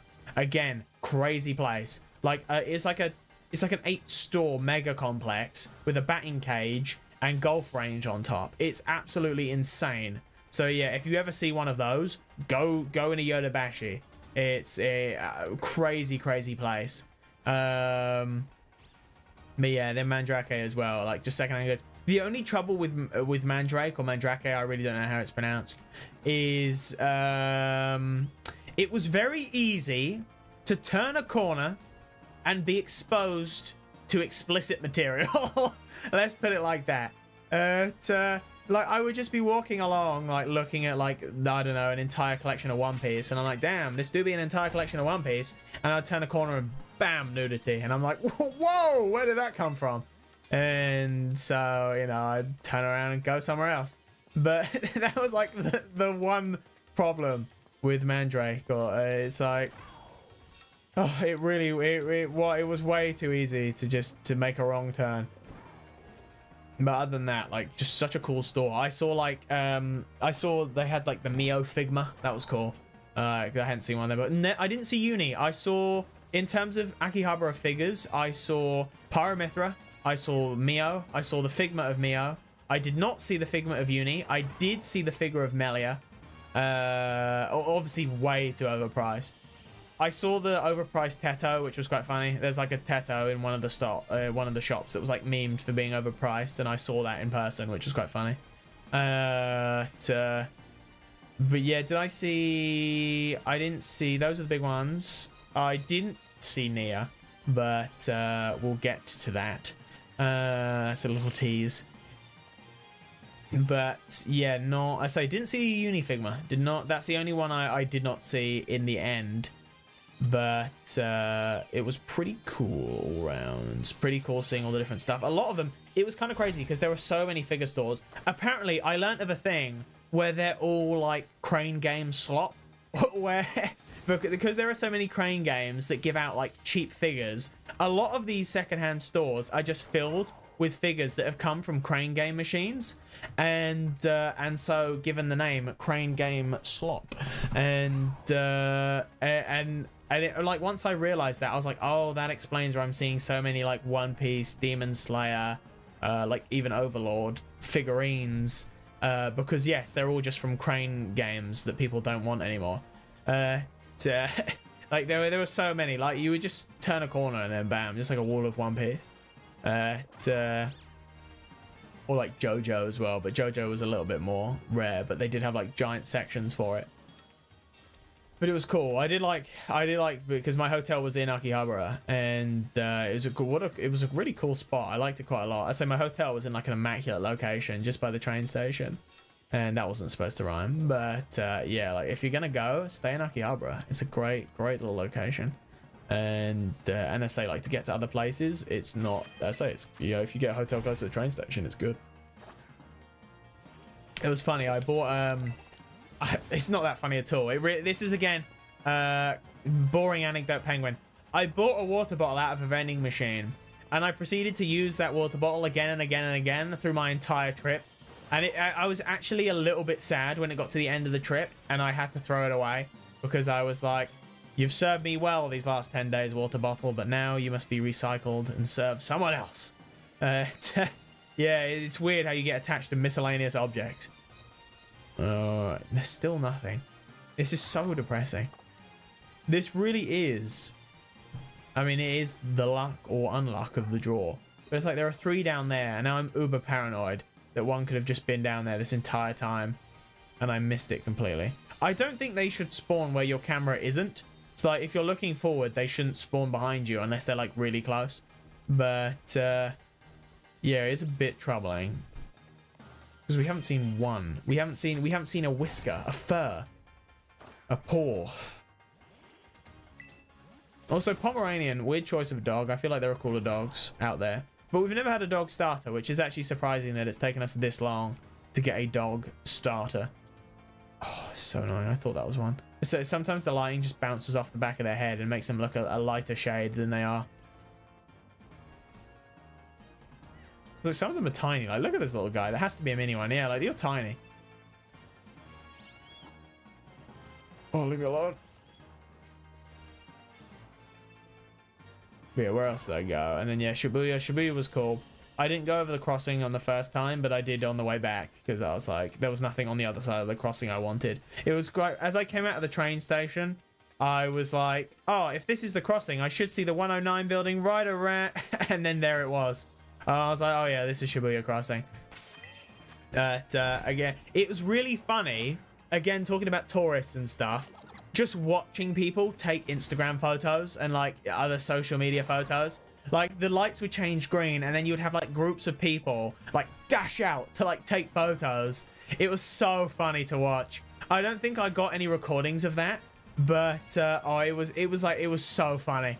I was just like, they would just sprint out onto the zone and like take a photo before the horde of people would come, and then they would amass back into the crowd. Which was another funny thing. Like, there was no... What's the 109 building? It's the Shibuya 109. It's just a big building with a 109 written on it. But I don't know what the building is there for. But yeah, it's just... I don't know. I just know it's the 109 building. Yeah, that was very funny to watch. But what else was I going to say? Yeah, so I developed a method, right? So for whatever reason, the crossings are lawless. In the sense that once the crossing says you can go green, it's every man, woman, and child for themselves. Like, it is just a complete mess. And so the strategy I devised was, I would just like, if anyone's seen Baki, and even if you haven't seen Baki, there was a meme that went around a while ago and pops up every now and again of, I think the guy's name is like Yashiro, I could be wrong, but either way, the gif is of a guy following behind like a guy in military uniform, and he's like literally following like a frame behind him. If you've seen that gif of the Da Vinci twins walking behind each other, it's the same principle. And that is what I had to do when crossing busy crossings, because I would just use someone as a human shield to like cut through the hordes of people who didn't know which way to walk. And it was surprisingly effective. But it was funny because, yeah, I would literally be like, I'd be like right behind them, following them so no one could cut in or cut around. Because, yeah, everyone, like, there was just no discipline. People were just like, as I say, it was everyone for themselves. It was like, you just have people like swerving, cutting, moving. I'm like, what are we doing here, guys? If we just walk in a straight line, everyone gets to where they need to go. But other than that, it was fine. And I just used that method at like all times. Whenever there was a busy crossing, I was using the method. I was finding the person. I was like, congratulations, you've been promoted to meat shield. And yeah, getting across that way. Oh god, there's no one. Like, how many times am I going to put out this picnic bench and put it back before we find something? If we go home empty-handed, I'm going to be devastated. I mean, technically, we're not going to go home completely empty-handed because we've got Browt and Browt the second. But, you know. Because that's the problem with a shiny hunting stream. Even at full odds, if you roll poorly every single time, it doesn't even matter. Which you would think it would be easy, considering there are so many Litten around. I mean, Pombon. It's like, what are we even doing here? If you can't really see Pombon on the thumbnail, but I like crudely, Pombon was the hardest one to put on the thumbnail, so I had to like put the little tuft of hair and I had to adjust it. But I changed, everything else was the same. Like I say, Browt was my favorite edit, and then Gecqua was was like second best, which is why those two are like the prominent features on the thumbnail. And then Pombon is like hidden behind the other two. Oh dear. Is it 10 past yet? It is 10 past. All right, Xenoblade time. Xenoblade fans, where you at? Where you at? It's Xenoblade time. So, actually, I'm such a tease. I'm gonna quickly, while these Littens spawn in, I'm gonna show off big souvenir number 2. And I'll get this, trust me, it will make sense because I don't want to do this in the wrong order. So, you might recall I said I went to the Nintendo Museum. And there's good reason for that, because one of the other big reasons I wanted to go to the Nintendo Museum was, again, there was a very exclusive piece of merchandise waiting there for me. Now, some of you may know, if Superkill's still skulking in the background, I think Superkill knows. I think I told Superkill. But there was something I wanted and something I bought, to the point where I had to buy a second suitcase just to get the thing home. And let me get that thing real quick. Oh my god. Any guesses? Any guesses? Some of you might know. Some of you might know. And if you do know, don't spoil it. All right, come on. Come on. Surely this will... Oh, spoiler. Oh god, Dusty fan. Oh god, I've made a grave error. Hey, how's it going? You can also see that I'm doing the business casual thing. Well, there you go. This is what I got. Can you see this? It's a giant Wii remote. It's my prized possession. It's awesome, and I had to buy a whole other suitcase just to get this home. Like, what a crazy thing this is. And yeah, so that's the other thing. That's why I wanted to go to the Nintendo Museum. Look at the girth on this lad. Like, this is a crazy thing that exists and I own. It's like it's awesome. This is the coolest thing. They had other big controllers, but I needed this one. And I was like, I don't know how I'm gonna get you home, but I have to figure it out. And I literally had to buy an entire second case to get this sucker home. But there you go. That was that. Now you understand why I needed to do that. And you can see business casual penguin here. This is the rare business casual penguin. I like to do the Zoom meeting. I've mentioned it before, but I don't put on the black trousers. I put on the red top. I don't put on the black trousers. All right, where are they? Come on, surely there's a buddy around here. Oh my goodness. Make your cam bigger? No. I actually can't, because there are things in the background that cannot be shown. Otherwise, yes, I would. I absolutely would. Yes, unfortunately cannot make the camera bigger right now. The studio is a bit of a bomb site right now. There's things everywhere. Oh, that's another thing. I know I keep teasing for the Xenoblade story, but I just remembered another thing. So you might be familiar with the Zelda Lego. They released more Zelda Lego, and that officially released yesterday. No, not yesterday, day before yesterday. And I did think about doing another Lego building stream, but I think the last one was just a perfect fluke. So I was like, you know what? And I also don't have the space for it. That's the other big thing. Like right now, I was able to set up a space last time, but this time I wouldn't have been able to set up a space for it. But right here, as they all spawn in, I built it. It only took 2 days, whereas the Deku Tree took like forever. Hopefully I don't drop this and this goes on live stream fails. But look, it's pretty cool. It's pretty damn cool. I'm not even gonna lie to you. It's pretty cool. It's pretty cool, I have to say. Like, at first I was like, oh man, maybe this is kind of lame. But, oh no, you can just about see Ganon hidden under there. But, yeah, pretty cool. Do like that. It's one of those things that, again, I've said it before. I forget how much I like Zelda as a franchise. It's like Zelda like, when I think about my top franchises, Zelda never comes to mind, but it is. It's probably like my third most. I think it's like Pikmin, Xenoblade, and then Zelda. I think those are like my top 3 franchises. Xenoblade 2 is my favorite game of all time, just in case people are wondering. They're like, what the hell? I can't believe Xenoblade isn't their favorite series. It's because it's not. Pikmin's my favorite series, but Xenoblade 2 is my favorite game of all time. But perfect segue, Xenoblade. This is it. No more distractions. You're going to get the Xenoblade story right here, right now. Buckle up, folks.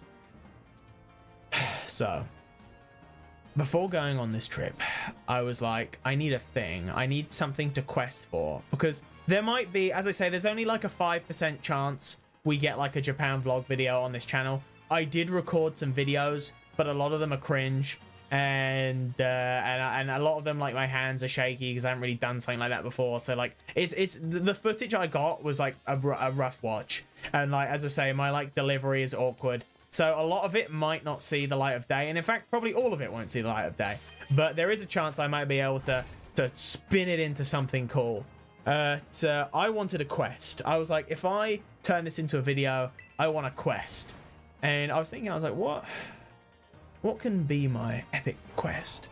And, you know, I was looking, pondering, and then I was like, there is one thing, and you might be familiar, fellow Xenoblade heads would know this, that there was a Nia scale figure. I did mention that earlier when I was talking about Akihabara, and I never bought it on release, just because I said it before Xenoblade 3 dropped. Xenoblade 3 did amazing things for Nia stocks. I was not the bit, like, I liked Nia, but she was not one of my favorites. And but then Xenoblade 3 comes out, and then just boom, she's one of my favorite characters. And I was like, you know what? I never got that Neil. I never got that Neil scale figure. Oh yes, Neil from the chip shop. Yeah, I was like, I never got that Nia scale figure. You know, Akihabara is like the capital for anime figures. I'm sure I can find her there. And I was like, oh, and that could also make a good video, like the quest for Nia.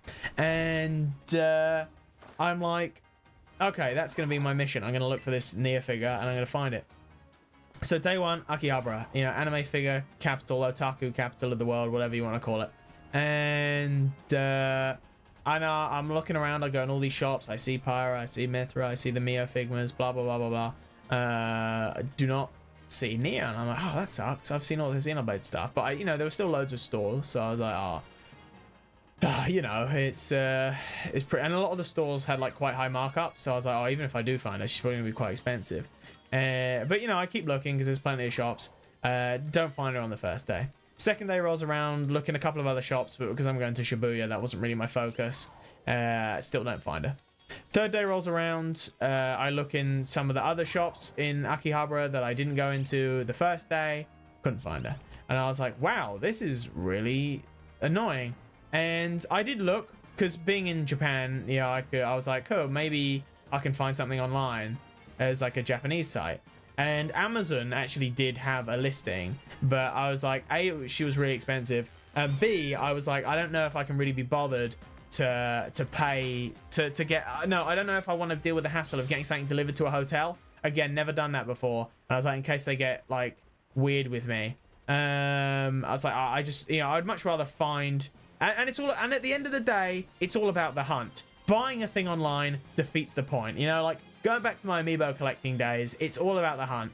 It's not the same buying amiibo online now. Like, there was an indescribable feeling back in like 2014 where you would go into a store and like you didn't know what amiibo they were gonna have, and then you saw one you didn't have yet, and you were like, oh yes, like that was good times. And bless up Elden Mum for taking me to various Toys R Us's to look for different amiibo. But yeah, and yeah, oh, that's years ago now. Well, when did Amiibo release? Like 2014. They're old now. And we've got a load coming out this month. We're like this month. We've got like Meta Knight coming out. We've got other Amiibo coming out. But anyway, I digress. So I'm looking for Nia. I don't want to buy her online because that defeats the point. But I'm wondering. I wonder if any stores have, like, you know, like, yeah, just like a listing, like, you know, you can get it in store. And I find this one listing, and it's like, oh, inquire online to see if we've got it in person. And so I inquire online, and they're like, no, we don't have it. And I was like, oh, okay. Then there's another place, and it's like, oh yeah, here are 3 stores. 1's online, 2 are in person. I look at the reviews, and it's being like, oh yeah, this store is notorious for having incorrect like stock. So like they'll say they have a thing and then they don't have it. And I was like, okay, well, it's only half an hour away. I'll check it out. And so I go to this store, and I look around. They had Mithra, didn't have Nia. And I'm like, well, I might as well ask an employee. So I pull up a thing on my phone being like, you know, do you have this figure? And then a picture. And then this lady, she walks around for a while, blah, blah, blah, blah. And later she comes back and she's like, you know, sorry, we don't have it. And I'm like, well, that sucks because your website says you do. But, you know, I had been warned of this. However, as I mentioned just a moment ago, it listed 2 stores. Now, the store I went to was only half an hour away. The other store was another hour and a half away. So 2 hours total. And not only that, it was an hour. It was another hour and a half away, and then there was a 25-minute walk from the closest train station to the store.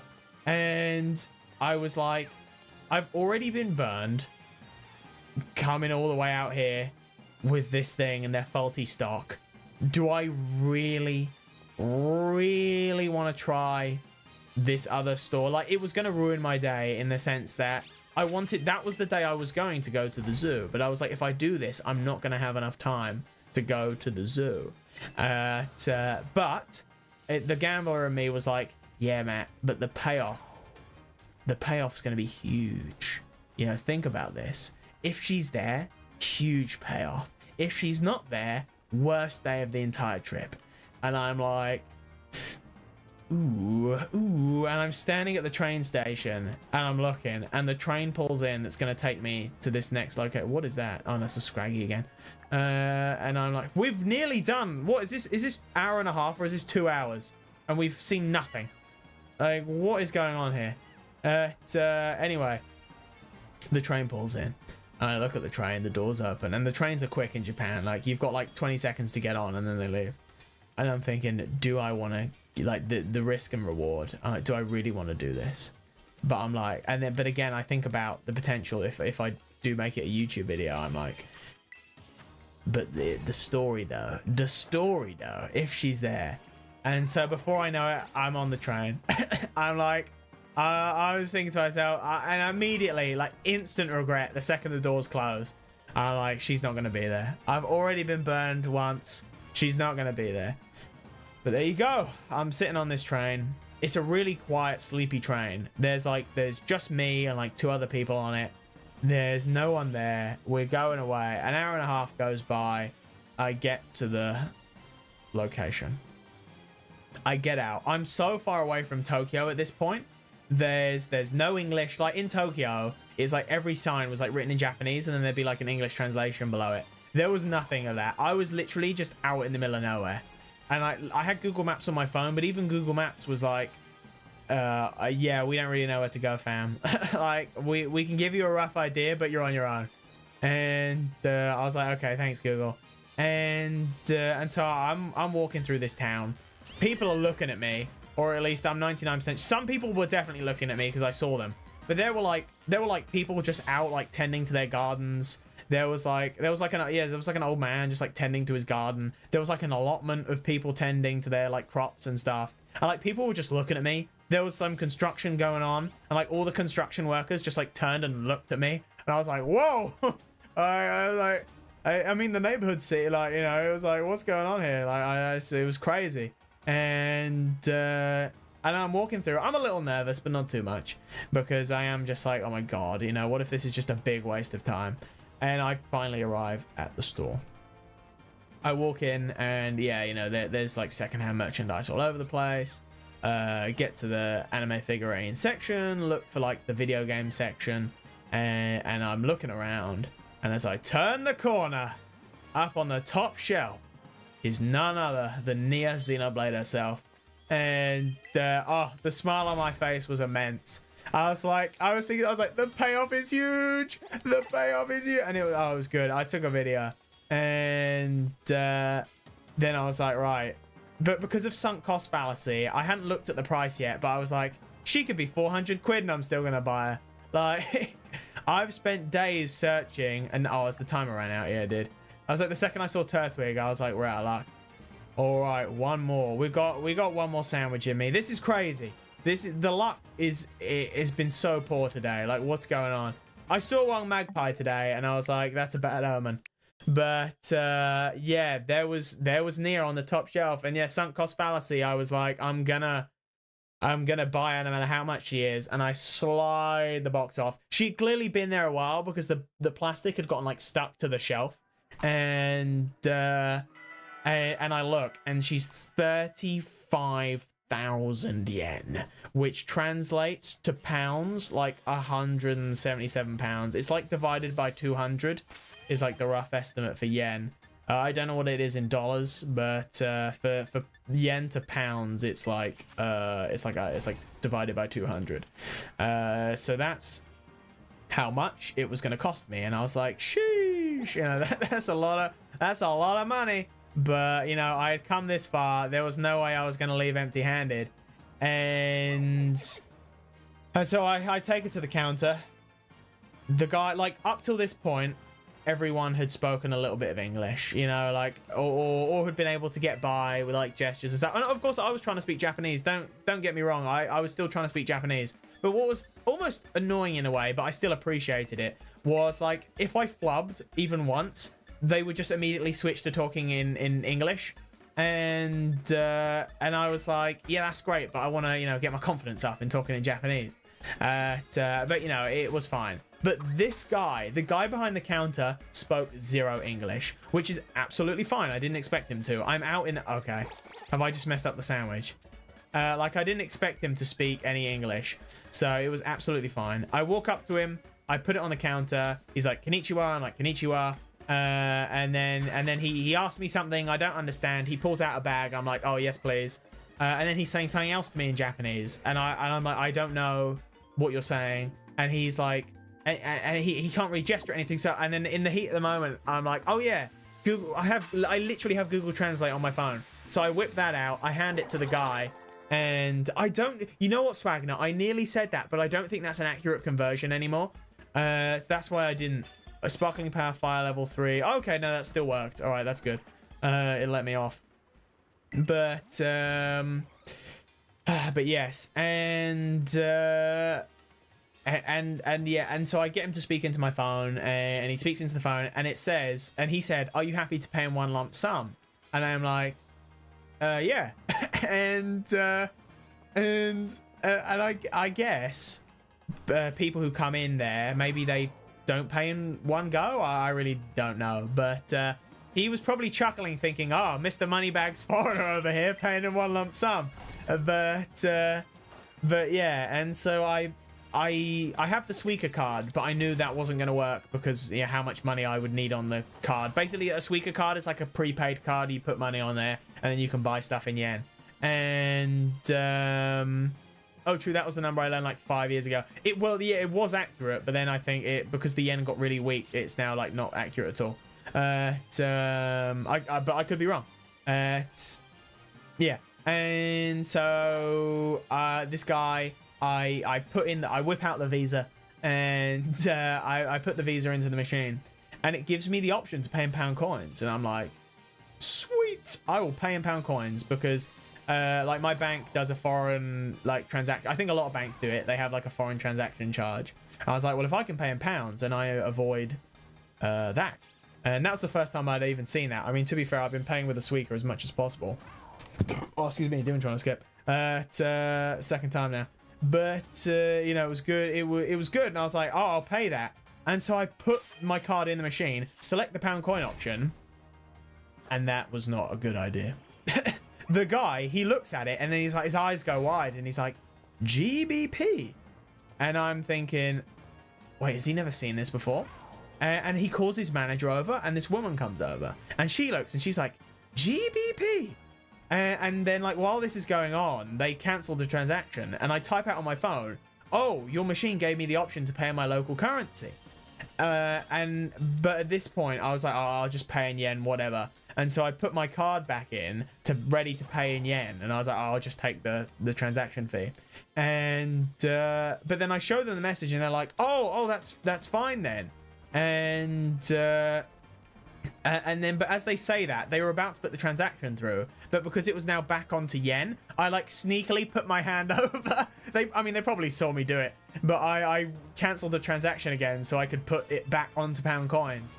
And I haven't looked at my bank, by the way, because I ran up a bill over my holiday, and I was like, I will have to look at my bank eventually, but right now I have not looked. And then yeah, I pay in pound coins, and the lady, the manager, she was like trying to talk to me in broken English, which I say really appreciated that. And she was like, where are you from? And I'm like, England. And she's like, oh, really, really cold up there. And I'm like, yeah, I think so, because England's wet and soggy, but yeah, it's cold sometimes. But I wonder, she probably did hear me say England, but I do wonder if she thought I said Finland. I don't know why, but just like walking away, I was like, I wonder if she thought I said Finland, because she really like emphasized the cold. But I don't know. I say that's just speculation at the end of the day. And then she goes, she's like, you like Xenoblade? And I'm like, yes, I do. And then I type out on my phone, I've been looking for this figure for a long time. And they're like, oh, that's great. There were lots of thumbs up from both parties. And you know what? It's a bit embarrassing to admit, but I was so overcome with joy at the, going on this whole adventure, walking through this town, taking a big gamble on a figure that I didn't even know was going to be there. And like having this like great interaction. I say the people were super nice. I had a big smile on my face. I said, "Arigato gozaimasu," and I hit an immaculate bow. I'm talking perfect. That was the first and only time I bowed the entire time. And you might be laughing to yourself, thinking, "Stupid foreigner penguin over here," but I couldn't help myself. I was so overcome with joy. I hit an immaculate bow. And I left never to be seen again. But I do wonder. I mean, I'm sure they must have foreign customers come in, but it really was a shop in the middle of nowhere. And the fact that the guy had never seen GBP before leads me to believe that either A, if they had a tourist, it would have been an American tourist. And B, yeah, they didn't have anyone from Britain because they did not recognize GBP. Which, for those unaware, it's Great British Pounds. But yeah, and then I had to go all the way home with this, and the Nia figure is huge. Now you might be wondering, Penguin, where is the Nia figure? Right over there. She's been in the background the entire time. She's been sitting right there. That's not going to be her final place. I'm going to have to move her, but let me get a light on. I just realized I've had the heart rate monitor on, but you can't see it. I guess it didn't work. Is that? Oh, I'm stupid Penguin. Can you see that? No, my phone is now blocking. You can kind of see it. Editor, zoom in and enhance. She's there. Just trust. She's there. Because Pyramithra are above, but yeah. So there you go. And yeah, it was great. But it was funny though, because I have this giant. The Nia box was humongous. Like the Pyramithra one was like, oh no, I thought this little guy. I thought he was special. He's just the same as all the others. Well, no, they're all special in their own right. But anyway. Let's oh man, this sucks. Are we really gonna go 2 hours with not a single fruit of the labor? But yeah, and it was funny walking, like, as I say, it was like 25 minutes to get back to the train station, and then another hour and a half on the train. And so I'm sitting there, and the bag was like, it was a white bag, but it was basically see-through. And so you can just see this giant Nia figure that I've got on the train. And they have heaters at your feet, which at first I didn't take any notice of. And then I realized that's exactly where I had the figure. So I panicked and quickly moved it out of the way. And it was a good job I did, because although Nia herself was fine, the shell that kept her in place had warped from the heat. And so I was like, whew, that could have been bad. Like going through all that just to have the figure warp would have been horrible. Lol, lol, lol, lol. I think a respectful bow definitely wouldn't be cringe. I'm sure they appreciated it, but because they did, both of them I think said, like, thank you in English. But yes, it was a good time. Yeah, and then I walk home. But to be fair, I didn't feel that embarrassed having this giant Nia. A, because I was chuffed, like Mans was chuffed to bits, but also because like being in Akihabara and stuff, I saw so many people with like plushies on their backpacks and like, yeah, walking around with like anime figures and stuff. Although it would be like 2 hours before I got back to Akihabara, like it really didn't bother me that much. I was like, yes, I am a tourist with a giant Nia figurine, or what's it to you? But yeah, it was good. But the trouble was, I mean, I had to buy an entire new suitcase for the big Wii remote. But Nia, I had to use all my clean clothes, and because I was able to get the box home. I collapsed the box, and that was able to fit in my case, but I couldn't fit the plastic shell in, which was fine. Yeah, that's not really important anyway. I would have just thrown it away. But I had to have Nia in like different pieces, because for whatever reason, her arm is separate. Like the arm that holds the sword is a separate piece. Like for Pyra and Mithra, the sword is separate. But for Nia, a bit of her arm and the sword is separate. And then her hair is separate as well, because she's in a blade form.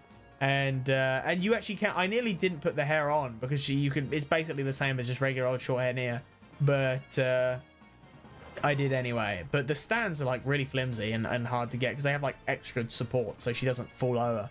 And but yeah, I had to wrap all the like little bits in my clean clothes, and then when it came to like going home, I literally, because I had a second case, what I did was I put all of like my souvenirs and stuff in the case with the Wii remote, and then I put that in the hold, and then like I was on some sort of like CIA government operation or whatever, I had the Nia figurine in the other case, wrapped in all my clean clothes, wrapped in all my worn clothes, and I took that on the plane with me.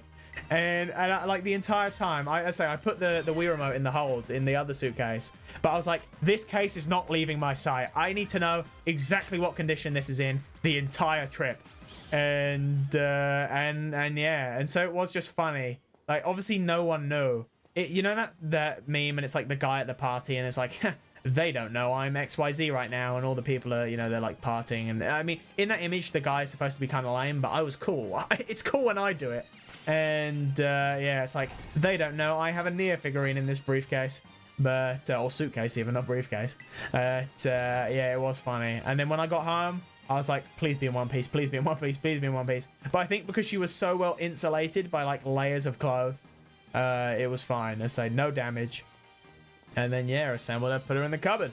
But eventually I would like to, because I don't know the scale, but I think because Pyramithra is sort of like leaning to one side, I think the scale is slightly off for Nia, where she's not in the same scale as Pyramithra, and the bases don't fit together anyway, because they've gone for like a core crystal diamond base for Nia, whereas like the Pyramithra ones just had like a hexagonal thing. Not even that, it's like a diamond. But I'll figure it out. As I say, I've got the Deku tree in there, and so I'll have to like move the Deku tree, and I'll figure it out. But right now she's on the bottom shelf and just chilling. But no, it was good. It was a good, that was the one thing I was like, I can leave the trip happy, because we would be having a very different story right now if if she wasn't there, you know what I mean? But that is the Nia story. That's like the one major story. But that was definitely the highlight of the trip, like 100%. Because as I say, the payoff was huge, and it would have been hands down the worst day of the trip if she wasn't there, because yeah, I don't know where else I would have gone. As I say, like, day ruined. There's nothing. It really is depressing that we have not seen a single little guy. Because I was like, oh, I was like, surely we'll find Pom pretty quickly, and then I was like, we'll be wasting a load of time resetting for a Gecqua shiny hunt, and then nothing. But nope. Oh, hello. I'm just paranoid that they're gonna be over here. It does make you wonder. So like, if I'd done this on the regular Switch, because at the end of the day I could reset quicker, because although more are spawning, I could easily be like 1 2 3 4 5 6 7 8, right, there are 15, okay, time to reset. But no. And I think that's all my stories, to be honest. You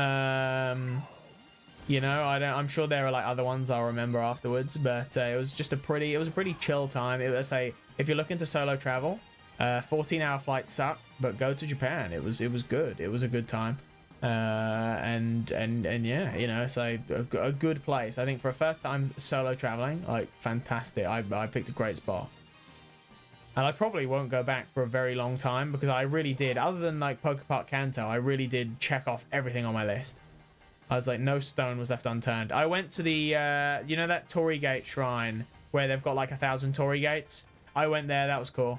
So touristy. Again, it was like, this was on the last day, and it was the first day of bad weather. And it was like 8:30 in the morning, and it was raining, and there was still like a load of tourists at this shrine. And I'm like, damn, like, what are you all doing here? But yeah, and it is funny again, like, because that is one of like the Instagram spots.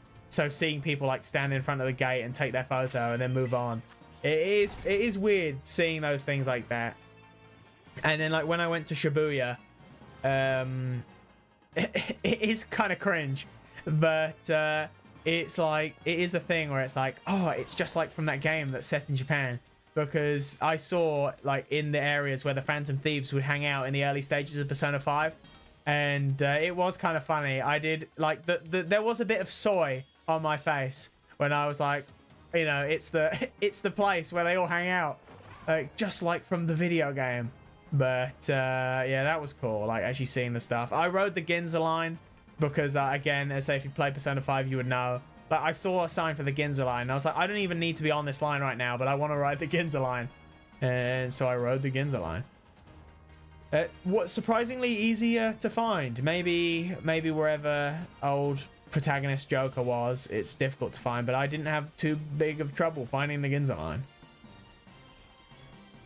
Oh my god, please. There's just nothing. Like, literally nothing. And it's crazy because although they camouflage in, the shiny version of Pombon you know, it sticks out like a sore thumb. There's also no music as well. Like, I don't know when the music stopped, but it's just gone. Now dipping. Good to have the streams back. Thank you, Charlie. Appreciate you. Yeah, we won't be going for too much longer. Thank you for listening to my stories and rambling. I appreciate you. If you've got any more questions about Japan, let me know. I'll answer them. But yeah, it was good time all around. And now we're back. We're back into the thick of it, and everybody knows. Resident Evil 9 came out. Is anyone playing that? I'll probably watch a playthrough. It's not really a series I'm that interested in playing myself. Whether I watch like Vine Source play it or like Jacksepticeye play it. It was quite funny. When I was in Japan, I woke up really early because of jet lag. And I watched an entire playthrough of Poppy Playtime Chapter 5. And yep, that's a thing that exists. I saw like Markiplier really hated it. I'm indifferent because I have like no stock in that franchise in the first place. But I like to keep up. Same thing with like FNAF. It's like I have no interest in FNAF really that much, but I like to keep up. Which is a I can't think of the word where it's like you say one thing and then I mean the other. It's a that's annoying. I can't remember the thing now. It's no, I can't remember. If you know the word, let me know. But it's where you so you say one thing, but it's not when you say one thing and mean the other. Whatever. Anyway, let's just move on. But yeah, and that, you know, that's a game that exists. Because I thought Chapter 5 would be the last chapter, but no, there's more. There's more Poppy Playtime, which is, you know, just apparently like, because some stuff came out when it was because it was weird. Like Markiplier said it was bad, and then they like kickstarted a wave of developers being like, yeah, we left after Chapter 3 or whatever, and that's why it's bad now. But I was like, was it ever good? I thought I saw one. I thought that's why I stopped, because I thought it's bad. It's actually worse at nighttime because their fur looks lighter. But yeah, so I'll probably watch a playthrough Resident Evil 9. I remember seeing a thing being like, oh no, Leon got married to like some side character and not the character that, you know, XYZ, and I'm like, cool, I don't know who any of these people are. Because they've got Resident Evil Amiibo coming out in like June or something crazy. Because I know they wanted to make Amiibo for Resident Evil for ages. Because they were going to make one, I think, all the way back, like, for the 3DS. But it never got off the ground. Because we're still waiting on, like, a Minoru Amiibo for Zelda Hyrule Warriors. You know, I haven't played that Warriors game since the stream. It's just been sitting on my Switch. But I'll get around to it eventually. I think I'm Warriors fatigued. I sort of said that, I think, at the time of the stream. But the only way I think I'd buy another Warriors game now is if it was Xenoblade Warriors. Oh, also we got X Definitive Edition, didn't we? Anyone check that out? I haven't. Apparently it's bad. Like they did some, like they've made it really muddy or something, but I haven't seen anything myself, so I'm not too sure, because that came out while I was in Japan, so I didn't, I forgot about that. But yeah, but that does open the door now. Hopefully that's our not one Xenoblade. I say we get something Xenoblade. Oh my goodness, we get something Xenoblade related every year. Oh, excuse me, Demon trying to escape again. So hopefully that's not our one and done for Xenoblade this year. I still wholeheartedly believe we'll get Xenoblade 4 announced this year. I was hoping it'd come out this year, but maybe not. But yeah, the door is now finally open for Xenoblade Switch 2 editions. And yeah, I mean, hopefully, yeah, Xenoblade 2. Come on, Xenoblade 2.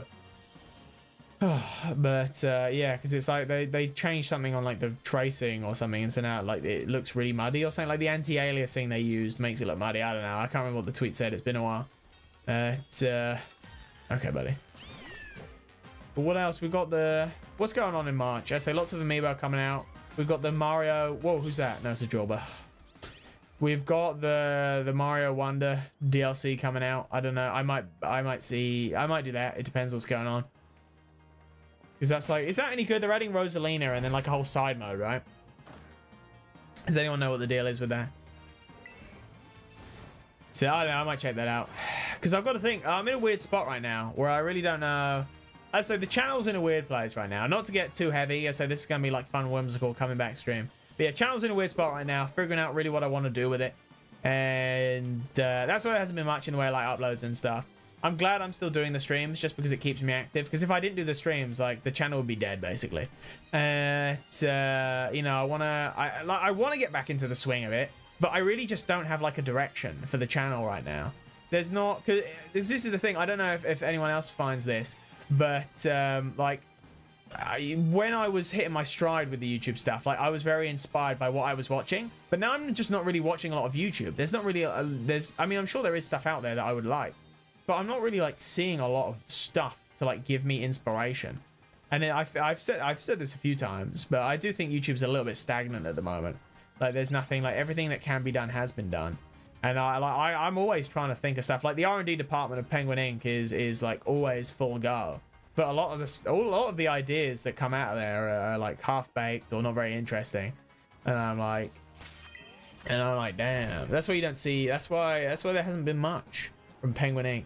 But you know, because you know, I at the end of the day, I love this. I really do. There's something. I mean, even like the streaming. I took to streaming a lot more than I thought I would. Like I really like at first it was very rough. You go back, you look at those first streams, very rough. But I think once I found my footing and I got the practice, like I get it. Like having the regulars come in, you know, Swagner, Jam, Glam, Dave, Charlie, anyone else. Say just, you know, Super Kill, Bell, Infernal, Xenoray, anyone else, Ryan, can't forget Big Ryan. You know, if I forgot you, I do apologize. I promise it's still in there somewhere. But like it's just fun. It really is fun. I get why people do it. Is that Shiny Golok? No, it's not. Buddy just looked a little bit off. How am I doing for time? I still got 9 minutes. But yeah, and like that's really fun. I get why, and that's something I worry. Like, let's say hypothetically I blew up tomorrow and I had like thousands of viewers, which yeah is highly unlikely, but it, you know, it could happen. Never say never. It's like I feel like a good part of that would be lost. It's like because yeah, like you'd have so many people in the chat. Like, how do you keep track of that? I did see a thing. Because I've been able to have YouTube membership on this channel for ages, but I haven't done it just because I have nothing to offer. If I could do a free membership, I absolutely would, because I think that'd be awesome. But apparently, I looked it up and you can't. Maybe I'll have to like toggle it, and I don't know. Maybe you'll get a notification being like Penguin memberships. But because I don't like, if I could have memberships for free, then I would absolutely have like free memberships, because then we could have like emotes and stuff, and that would be fun. But I don't think you can have free YouTube memberships, which sucks. But and I don't think you can give them out for free either. Like I can't put it as like 99p and then be like, oh, you know, Swagner, here's a free Penguin membership, but they don't let you do that. But yeah, I don't know. I've lost my point now. I completely lost my point. Oh yeah, it said you could do like members only live chats, and so I guess that would be the solution, right? I would, because, you know, in theory, I'd be stacking that paper. So I'd be like, I'm going to buy you all Penguin memberships so you can come into the members only chat so I don't miss your messages. Come on, please. Come on, Lynn. I mean, Pombon. There's gotta be one. I can feel it in my bones. Because we're coming up to time right now. Like, there's so many and not a single one is feeling a bit different.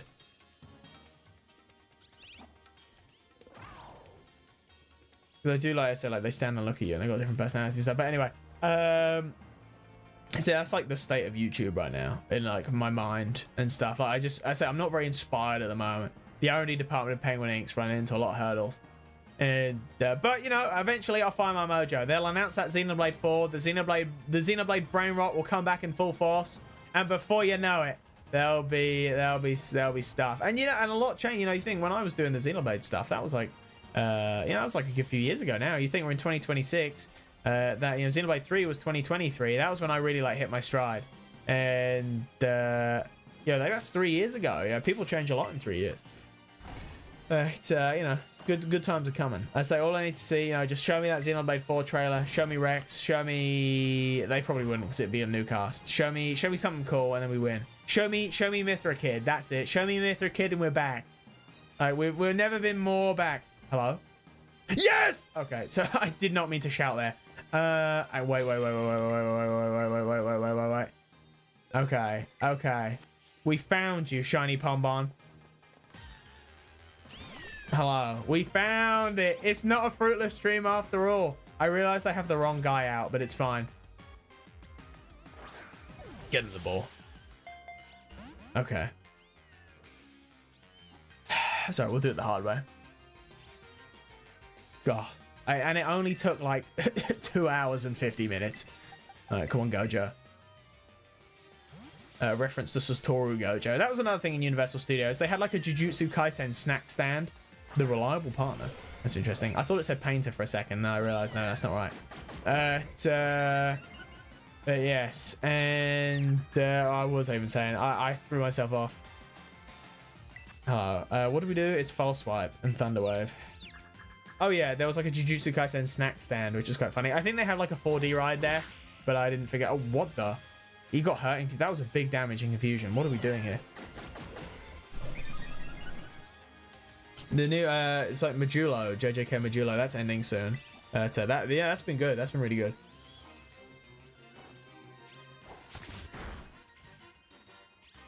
Look at that. Does Bro not know anything other than swagger? Not to be confused with the chat member. Right, okay. Get in the ball. That's a boy as well. Actually, I think it has a high chance of being a boy anyway. What is the odds? Isn't it like, I think it's like 55 boy, 45 female. All right. Why did I say it like that? Okay.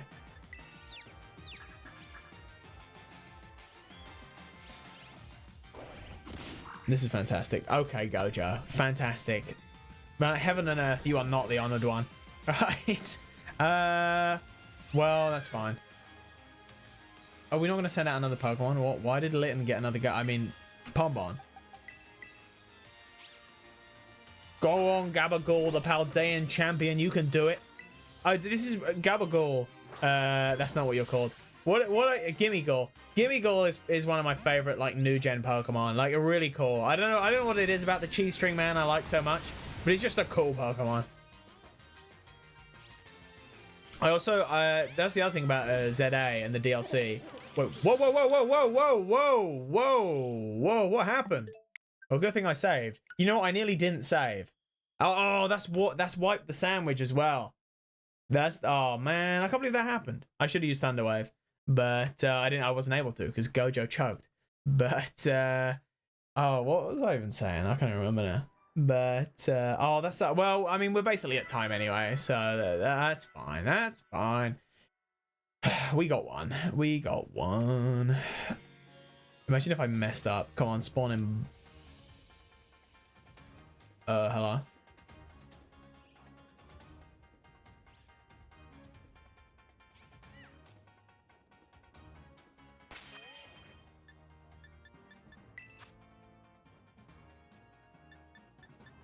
What the hell? I didn't save before I closed the game, did I?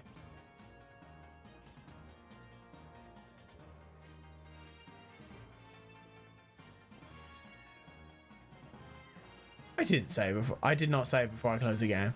Tell me I did not save before I closed the game. What? Wait, what? I'm gonna have to VOD review. We're doing it live. What the hell? We're doing VOD review. What the hell? I did not I did not say it. I would not have done something as stupid as save after the fight. No, surely not. What on earth? This is fine. You get a little bit of behind the scenes. Penguin on the phone. How do I... Penguin on the phone. What on earth? What on earth just happened? Surely I did not save. Right, there he is. All right, we've found him.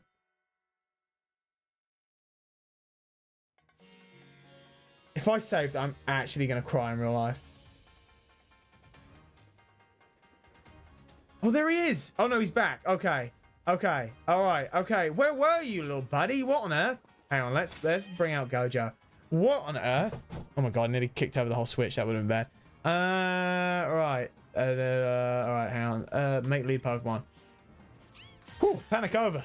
That was scary. Oh, my goodness. Right. What? I've realized I've now messed up my phone completely.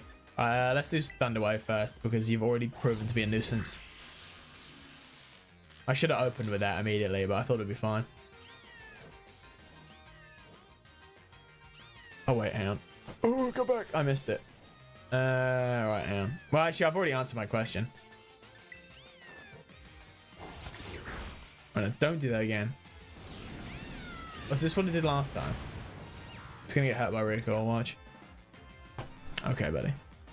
No, I didn't save. I realized I looked away again because I'm stupid. All right, look, this is fun. We have fun here. What can I say?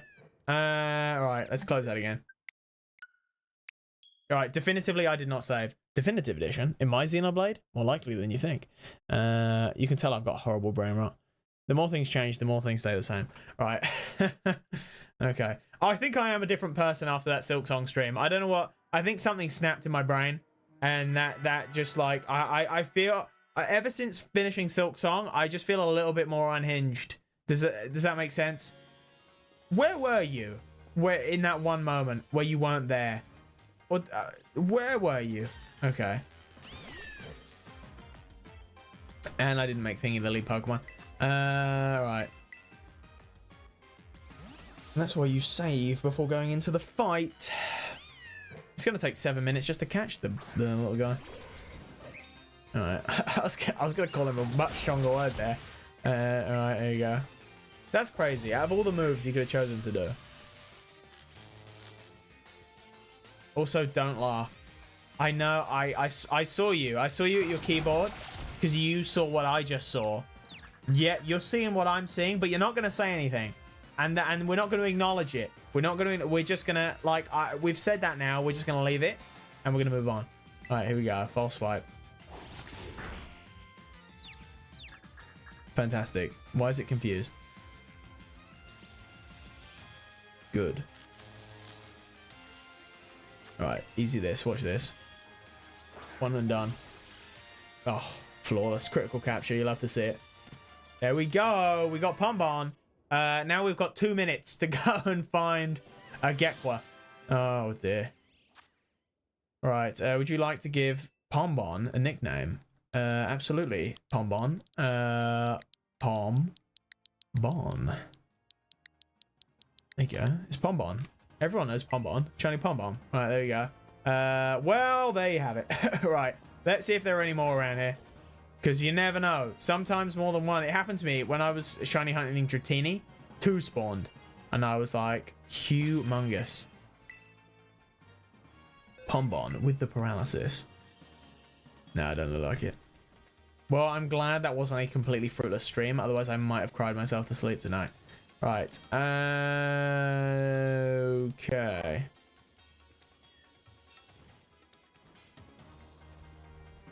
No, I think that's everyone. I think that's it. You know, let's do one more picnic reset for the road, and then we'll we'll get out of here. We'll get out of here. So we didn't get a Gecqua. Who knows? Maybe we can come back and shiny hunt a Gecqua sometime way further in the future. But that'll pretty much be it. Thank you everyone who chilled. I say we're not ending just yet.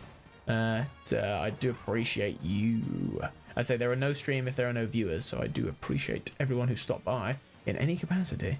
Right. Any more? Just in case I got lucky, like full odds. Nah. It's a Minior. That's the trouble with Minior. Like any one of these Minior could be shiny, but you'd have no way to know because until he like explodes, you can't see the inside. Right. Which is another weird phrase. Right, okay, that is. I think that's gonna do it. Let's say, do we want to evolve Pombon? Nah, no spoilers. I don't want to spoil the evolutions of Pombon. Play Wind and Waves in 2027 and find out. But there you go. That'll do it. And that was the first stream back after my break. Thank you everyone for coming. Thank you Charlie. Thank you Swagner. Thank you Dave. Thank you Superkill. Who else did I? Bell was there at the start. Today was there anyone? I feel like we had a couple of. Ivy was there for a little bit. Anyone else stop by? I think I hit all the big names. If I forgot you, I do apologize, but I appreciate you stopping by. And that is it from me and Koraidon. Subscribe to Koraidon, which is what you should do because there are new streams every week, different games. Don't know what will be next week. Maybe Gris, who knows? But because there's nothing worse. That's the other thing I was thinking about. I think I said this last time, Swagner, if you're still with us. It sounds like you've died. No, it's like there's nothing worse than watching someone play a game you like and they don't like it.